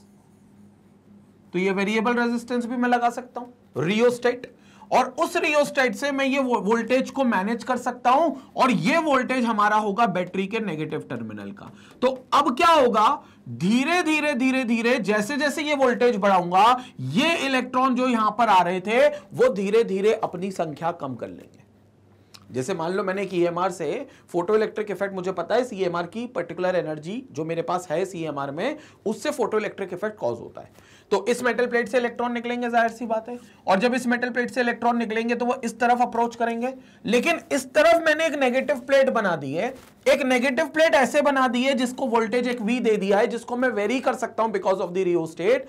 तो मैं ये करूंगा कि जो इलेक्ट्रॉन होगा उनका मूवमेंट धीरे धीरे धीरे धीरे स्लो डाउन करूंगा। क्यों स्लो डाउन होगा, क्योंकि ये इलेक्ट्रॉन्स नेगेटिव चार्ज है और ये टर्मिनल भी, जो मेटल प्लेट का टर्मिनल है वो भी नेगेटिवली चार्ज है, तो नेगेटिव नेगेटिव रिपेल करेगा। तो एक टाइम आएगा कि जब कोई भी इलेक्ट्रॉन यहां नहीं आएगा और इलेक्ट्रॉन इस तरीके से रिपेल कर जाएगा, इलेक्ट्रॉन यहां आएगा और इस तरीके से वापस चला जाएगा, रिपेल कर जाएगा। मतलब कोई भी फोटो एमिशन नहीं होगा, कोई भी फोटो इलेक्ट्रॉन्स का मूवमेंट नहीं होगा। तो उस पोटेंशियल को, जिस पोटेंशियल की वैल्यू पर मैं इलेक्ट्रॉन्स का निकलना बंद कर दूं, जो कि ऑपोजिट पोटेंशियल होगा, जो कि ऑपोजिट डायरेक्शन में होगा, तो उस पोटेंशियल को मैं नाम दे दूंगा स्टॉपिंग पोटेंशियल। तो अब देखेंगे वो मिनिमम पोटेंशियल जो अप्लाइड करेंगे so as to stop the emission of photo electrons during photo electric effect, उस पोटेंशियल को हम स्टॉपिंग पोटेंशियल बोलेंगे। And stopping potential is always denoted as V naught. तो इस V नॉट को हम स्टॉपिंग पोटेंशियल कहेंगे। कई बुक में ये VS भी दिया जाता है, V नॉट बोल दो या VS बोल दो, ये कई बुक्स में VS दिया है, कई बुक्स में V नॉट दिया है। तो this is known as stopping potential. तो ये आपका हो जाएगा एक stopping potential. This is what you called as stopping potential. तो V naught is always an stopping potential और ये वो मिनिमम पोटेंशियल है जो फोटो एमिशंस को रोकता है, जो फोटो इलेक्ट्रॉन्स को निकलने को रोकता है। जैसे EMR आ गई तो इलेक्ट्रॉन निकल गए, लेकिन इलेक्ट्रॉन को जो निकल रहे हैं उनको रोका जा सकता है। ऑपोजिट डायरेक्शन में एक पोटेंशियल लगा दो, ऑपोजिट डायरेक्शन मतलब वहां नेगेटिव टर्मिनल बिठा दो और उसका वोल्टेज इतना कर दो कि यहां पर जो इलेक्ट्रॉन मूव कर रहा है उसको रोका जा सके। तो that is known as stopping potential, V naught. Clear हो गई बात? तो ये स्टॉपिंग पोटेंशियल हो गया V नॉट। ये एक छोटा सा कंसेप्ट है, हालांकि इसका जो बेसिक फोटो एमिशंस को लेकर और स्टॉपिंग पोटेंशियल्स को लेकर, सैचुरेटेड करंट को लेकर बहुत सारी बातें मॉडर्न फिजिक्स में भी की गई हैं, क्योंकि फोटो इलेक्ट्रिक इफेक्ट आपको फिजिक्स में भी है, ये बात याद रखना। फोटो इलेक्ट्रिक इफेक्ट आपको फिजिक्स में भी है, लेकिन फिलहाल के लिए फोटो इलेक्ट्रॉन्स का होना हमारी केमिस्ट्री में, फोटो इलेक्ट्रॉन्स के होने को रोका जा सकता है। ऑपोजिट डायरेक्शन में आप एक पोटेंशियल लगा दो, जब आप ऑपोजिट डायरेक्शन में एक पोटेंशियल लगाओगे तो that will be known as stopping potential. तो उस पोटेंशियल को आप नाम दे दोगे स्टॉपिंग पोटेंशियल। क्लियर हो गया? ये पूरे तरीके से स्टॉपिंग पोटेंशियल का कंसेप्ट है। एक बार स्क्रीनशॉट ले लें, इसके बाद फिर हम आगे बात करेंगे। स्क्रीनशॉट ले लें एक बार इसका। सो क्लियर हुआ ये वाला कंसेप्ट? यहां पर हमारा फोटो इलेक्ट्रिक इफेक्ट पूरे तरीके से खत्म होता है, पूरा कंप्लीट होता है फोटो इलेक्ट्रिक इफेक्ट। हमने हर तरीके से फोटो इलेक्ट्रिक इफेक्ट को देख लिया। अब क्या करें? अब कुछ क्वेश्चन सॉल्व कर लेते हैं फोटो इलेक्ट्रिक इफेक्ट पर बेस्ड। कुछ क्वेश्चंस मैं करवा दूंगा, कुछ क्वेश्चंस आप होमवर्क के तौर पर खुद से करना और मुझे कमेंट सेक्शन में आंसर जरूर बताना, ठीक है? चलो पहला क्वेश्चन देख लेते हैं। पहला क्वेश्चन कह रहा है भाई, in a photoelectric effect experiment the threshold wavelength of light is 380 nanometre.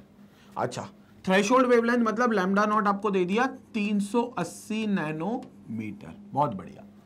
If the wavelength of incident light is 260 nanometer, incident light की जो वेवलेंथ है, यानी कि जो लैम्डा आपने इंसिडेंट किया है वो है 260 नैनोमीटर, क्योंकि वेवलेंथ तो होनी चाहिए उससे कम, क्योंकि थ्रेशोल्ड तो मैक्सिमम है, मिनिमम वेवलेंथ होनी चाहिए। फ्रीक्वेंसी में मैक्सिमम होनी चाहिए, वेवलेंथ में मिनिमम होनी चाहिए, क्योंकि फ्रीक्वेंसी और वेवलेंथ इनवर्सली प्रोपोर्शनल है, उल्टे चलते हैं।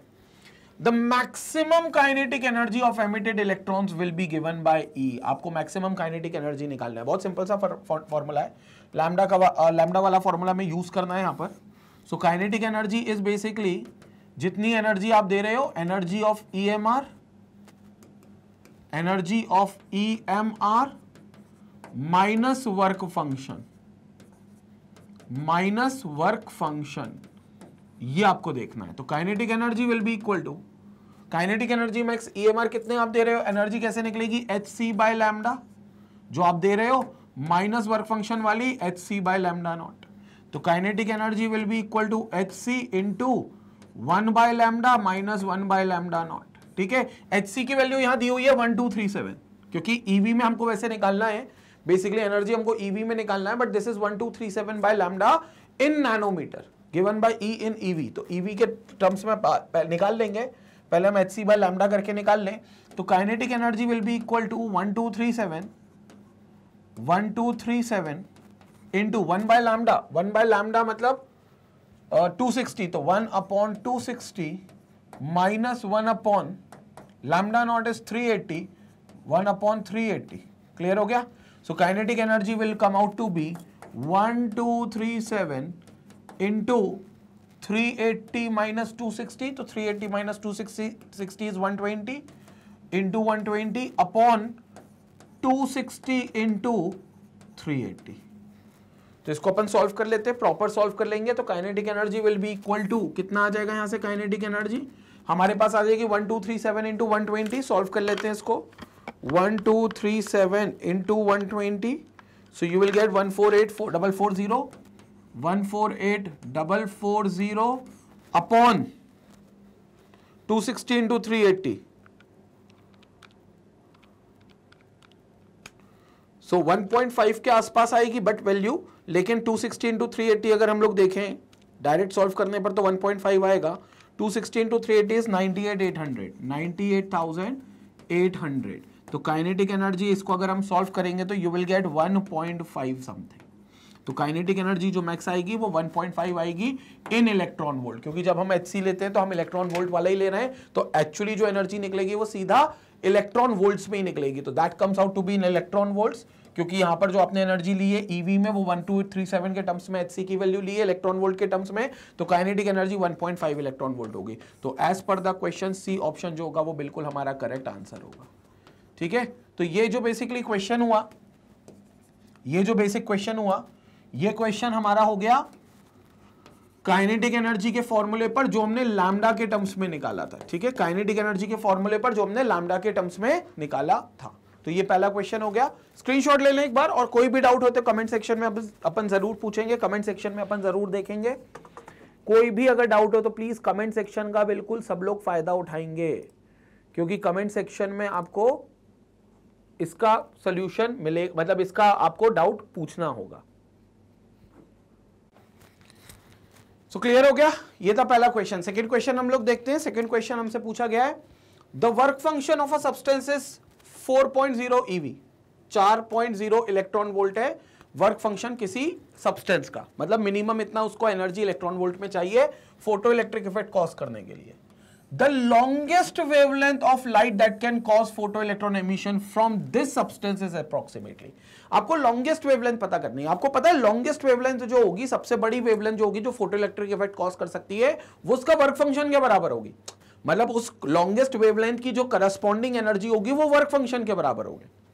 Are you getting my point? मतलब ये जो लॉन्गेस्ट वेवलेंथ है ये कुछ नहीं लैम्डा नॉट है, और इसके करस्पॉन्डिंग जो एनर्जी होगी, इसके करस्पॉन्डिंग जो एनर्जी होगी वो होगी hc by lambda not, hc by lambda not, जिसको हम बेसिकली वर्क फंक्शन ही कहेंगे, वर्क फंक्शन ही कहेंगे।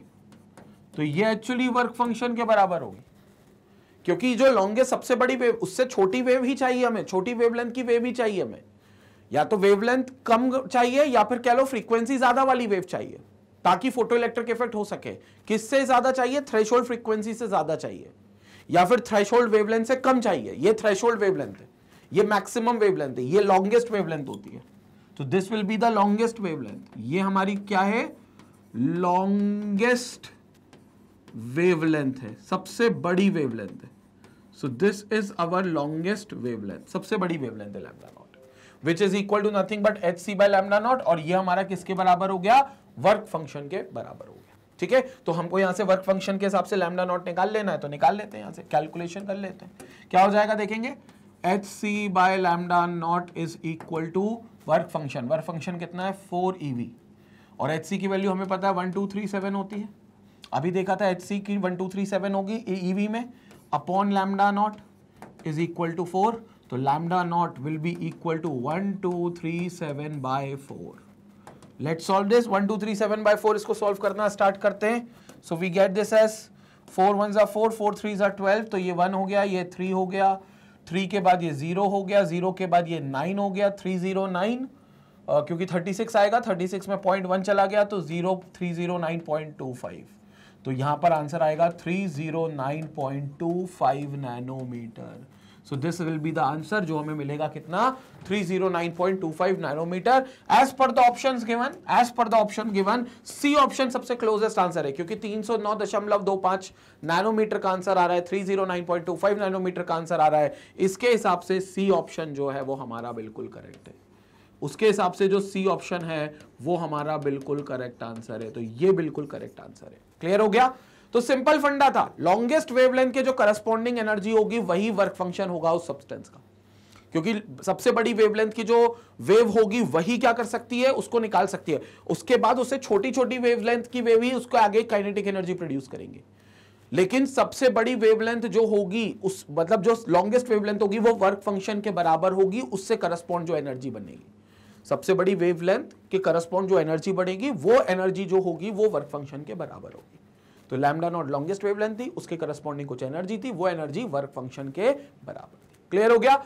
ये क्वेश्चन हो गया। दूसरा स्क्रीनशॉट लेंगे, इसके बाद आखिरी क्वेश्चन होगा जिसको हम लोग होमवर्क के तौर पे करेंगे। तो ये लास्ट क्वेश्चन होगा भाई, ये आपको होमवर्क के तौर पे करना है। क्वेश्चन का स्क्रीनशॉट ले लो, कमेंट सेक्शन में मेरे को फीडबैक जरूर देंगे और इस क्वेश्चन का मेरे को आंसर बताएंगे क्या है। क्वेश्चन मैं आपके लिए पढ़ देता हूं। According to Einstein's photoelectric equation, the plot of the kinetic energy of the emitted photoelectrons, kinetic energy of the emitted photoelectrons from a metal versus frequency of the incident radiation gives a straight line whose slope is। आपको वहां straight line मिलेगी, लेकिन आपको straight line का slope निकालना है कि slope क्या होगा, किन किन चीजों पर डिपेंड करेगा। याद करें, मैंने एक ग्राफ आपको बनाया था काइनेटिक एनर्जी और उसका, ये आपको मैंने बनाया था graph. This was kinetic energy, this was frequency, ठीक है, और ये जो फ्रीक्वेंसी थी, मिनिमम फ्रीक्वेंसी, ये न्यू नॉट थी, इतनी तो होनी चाहिए काइनेटिक एनर्जी प्रोड्यूस करने के लिए। तो अब आपको इसका स्लोप बताना है, बस अब आपको क्या बताना है, इसका स्लोप बताना है। तो भैया जल्दी से इसका स्लोप बताएंगे और कमेंट सेक्शन में आंसर देंगे। स्क्रीनशॉट ले लें इसका भी। ओके, तो यहां पर हमारा कंप्लीट होता है पूरा लेक्चर भैया। तो यहां पर हम लोगों ने पूरे तरीके से देख लिया है फोटो इलेक्ट्रिक इफेक्ट के बारे में, और हमने पूरी थ्योरी पढ़ ली है फोटो इलेक्ट्रिक इफेक्ट की। इनफैक्ट कैसे न्यूमेरिकल्स आते हैं, किस तरीके से न्यूमेरिकल सॉल्व करना है, इसकी भी हमने अप्रोच देख ली है, इसकी भी हमने पूरी अप्रोच देख ली है। बाकी इसकी डीपीपी आपको मिलेगी। फोटो इलेक्ट्रिक इफेक्ट पे दमदार क्वेश्चंस आईआईटी में आते हैं, क्योंकि आईआईटी के लिए बहुत इंपॉर्टेंट टॉपिक है, तो उसके दमदार क्वेश्चंस आपको मिलते हैं। वो सारे क्वेश्चंस हम लोग अपनी डीपीपी में सॉल्व करेंगे। और अगले वीडियो में क्या पढ़ेंगे, अगले वीडियो में हम पढ़ेंगे बोहर्स मॉडल के बारे में, बोहर्स के मॉडल के बारे में। बाकी मैग्नेट बेस के बारे में आपको पता ही है कि YouTube चैनल पर तो आप लेक्चर्स देख ही रहे हो, लेकिन अगर आप वेबसाइट पे विजिट करते हो magnetbase.com, तो वहां पर एक स्ट्रक्चर्ड और एक ऑर्गेनाइज्ड कोर्स मिलता है। फिर चाहे आप सीबीएसई या यूपी बिहार बोर्ड के लिए पढ़ रहे हो, आप बोर्ड लेवल पर केजी से लेकर 12 तक की किसी भी क्लास में कोई सा भी सब्जेक्ट पढ़ना चाहते हो, फुल फ्लेजेड कोर्स अवेलेबल है यूट्यूब पर भी और मैग्नेट बेस की वेबसाइट magnetbase.com पर भी। इसके अलावा अगर आपके कोई छोटे भाई बहन है जो एनटीएससी ओलंपियाड की तैयारी कर रहे हैं, या आप नीट सीयूईटी या आईआईटी जेईई की तैयारी कर रहे हो, या आपके कोई बड़े भैया दीदी हैं जो गवर्नमेंट सेक्टर के कॉम्पिटेटिव एग्जाम्स की तैयारी कर रहे हैं, जैसे एसएससी, यूपीएससी, जैब, कैब, बैंकिंग, इन सभी एग्जाम्स के फुल फ्लेजेड कोर्सेस अवेलेबल हैं दोनों प्लेटफॉर्म्स पर। दोनों प्लेटफॉर्म्स मतलब मैग्नेट बेस का यूट्यूब चैनल तो है ही, लेकिन साथ में मैग्नेट बेस की वेबसाइट पर आपको ये सारे कोर्सेस बहुत ही ऑर्गेनाइज्ड, बहुत ही स्ट्रक्चर्ड वे में मिल जाते हैं सारे कोर्सेस। और सारे लेक्चर्स आप मोबाइल से, लैपटॉप से, टैबलेट से, डेस्कटॉप से, आप किसी से भी एक्सेस कर सकते हैं। कोई सब्सक्रिप्शन बाय नहीं करना, कोई पैकेज नहीं खरीदना, कोई कूपन कोड नहीं लगाना, क्योंकि 100% फ्री एजुकेशन है। और अभी मैग्नेट बेस पर नया फीचर ऐड हुआ है, जहां पर आप जो बुक्स होती हैं, जो बड़ा हेडेक रहता था आपका कि आईआईटी के लिए मैं कौन सी बुक को फॉलो करूं, नीट को निकालने के लिए मैं किस बुक से पढ़ूं, तो वो सब टेंशन अब आपका खत्म हो गया, क्योंकि आप मैग्नेट बेस पर आप मैग्नेट बेस की बुक से पढ़ सकते हो। मैग्नेट बेस की ई बुक्स को आप इंटरनेट से डाउनलोड कर सकते हो, या फिर मैग्नेट बेस के बुक्स को आप ऑर्डर करके वेबसाइट पर जाकर ऑर्डर करके अपने घर पे डिलीवर करवा सकते हो।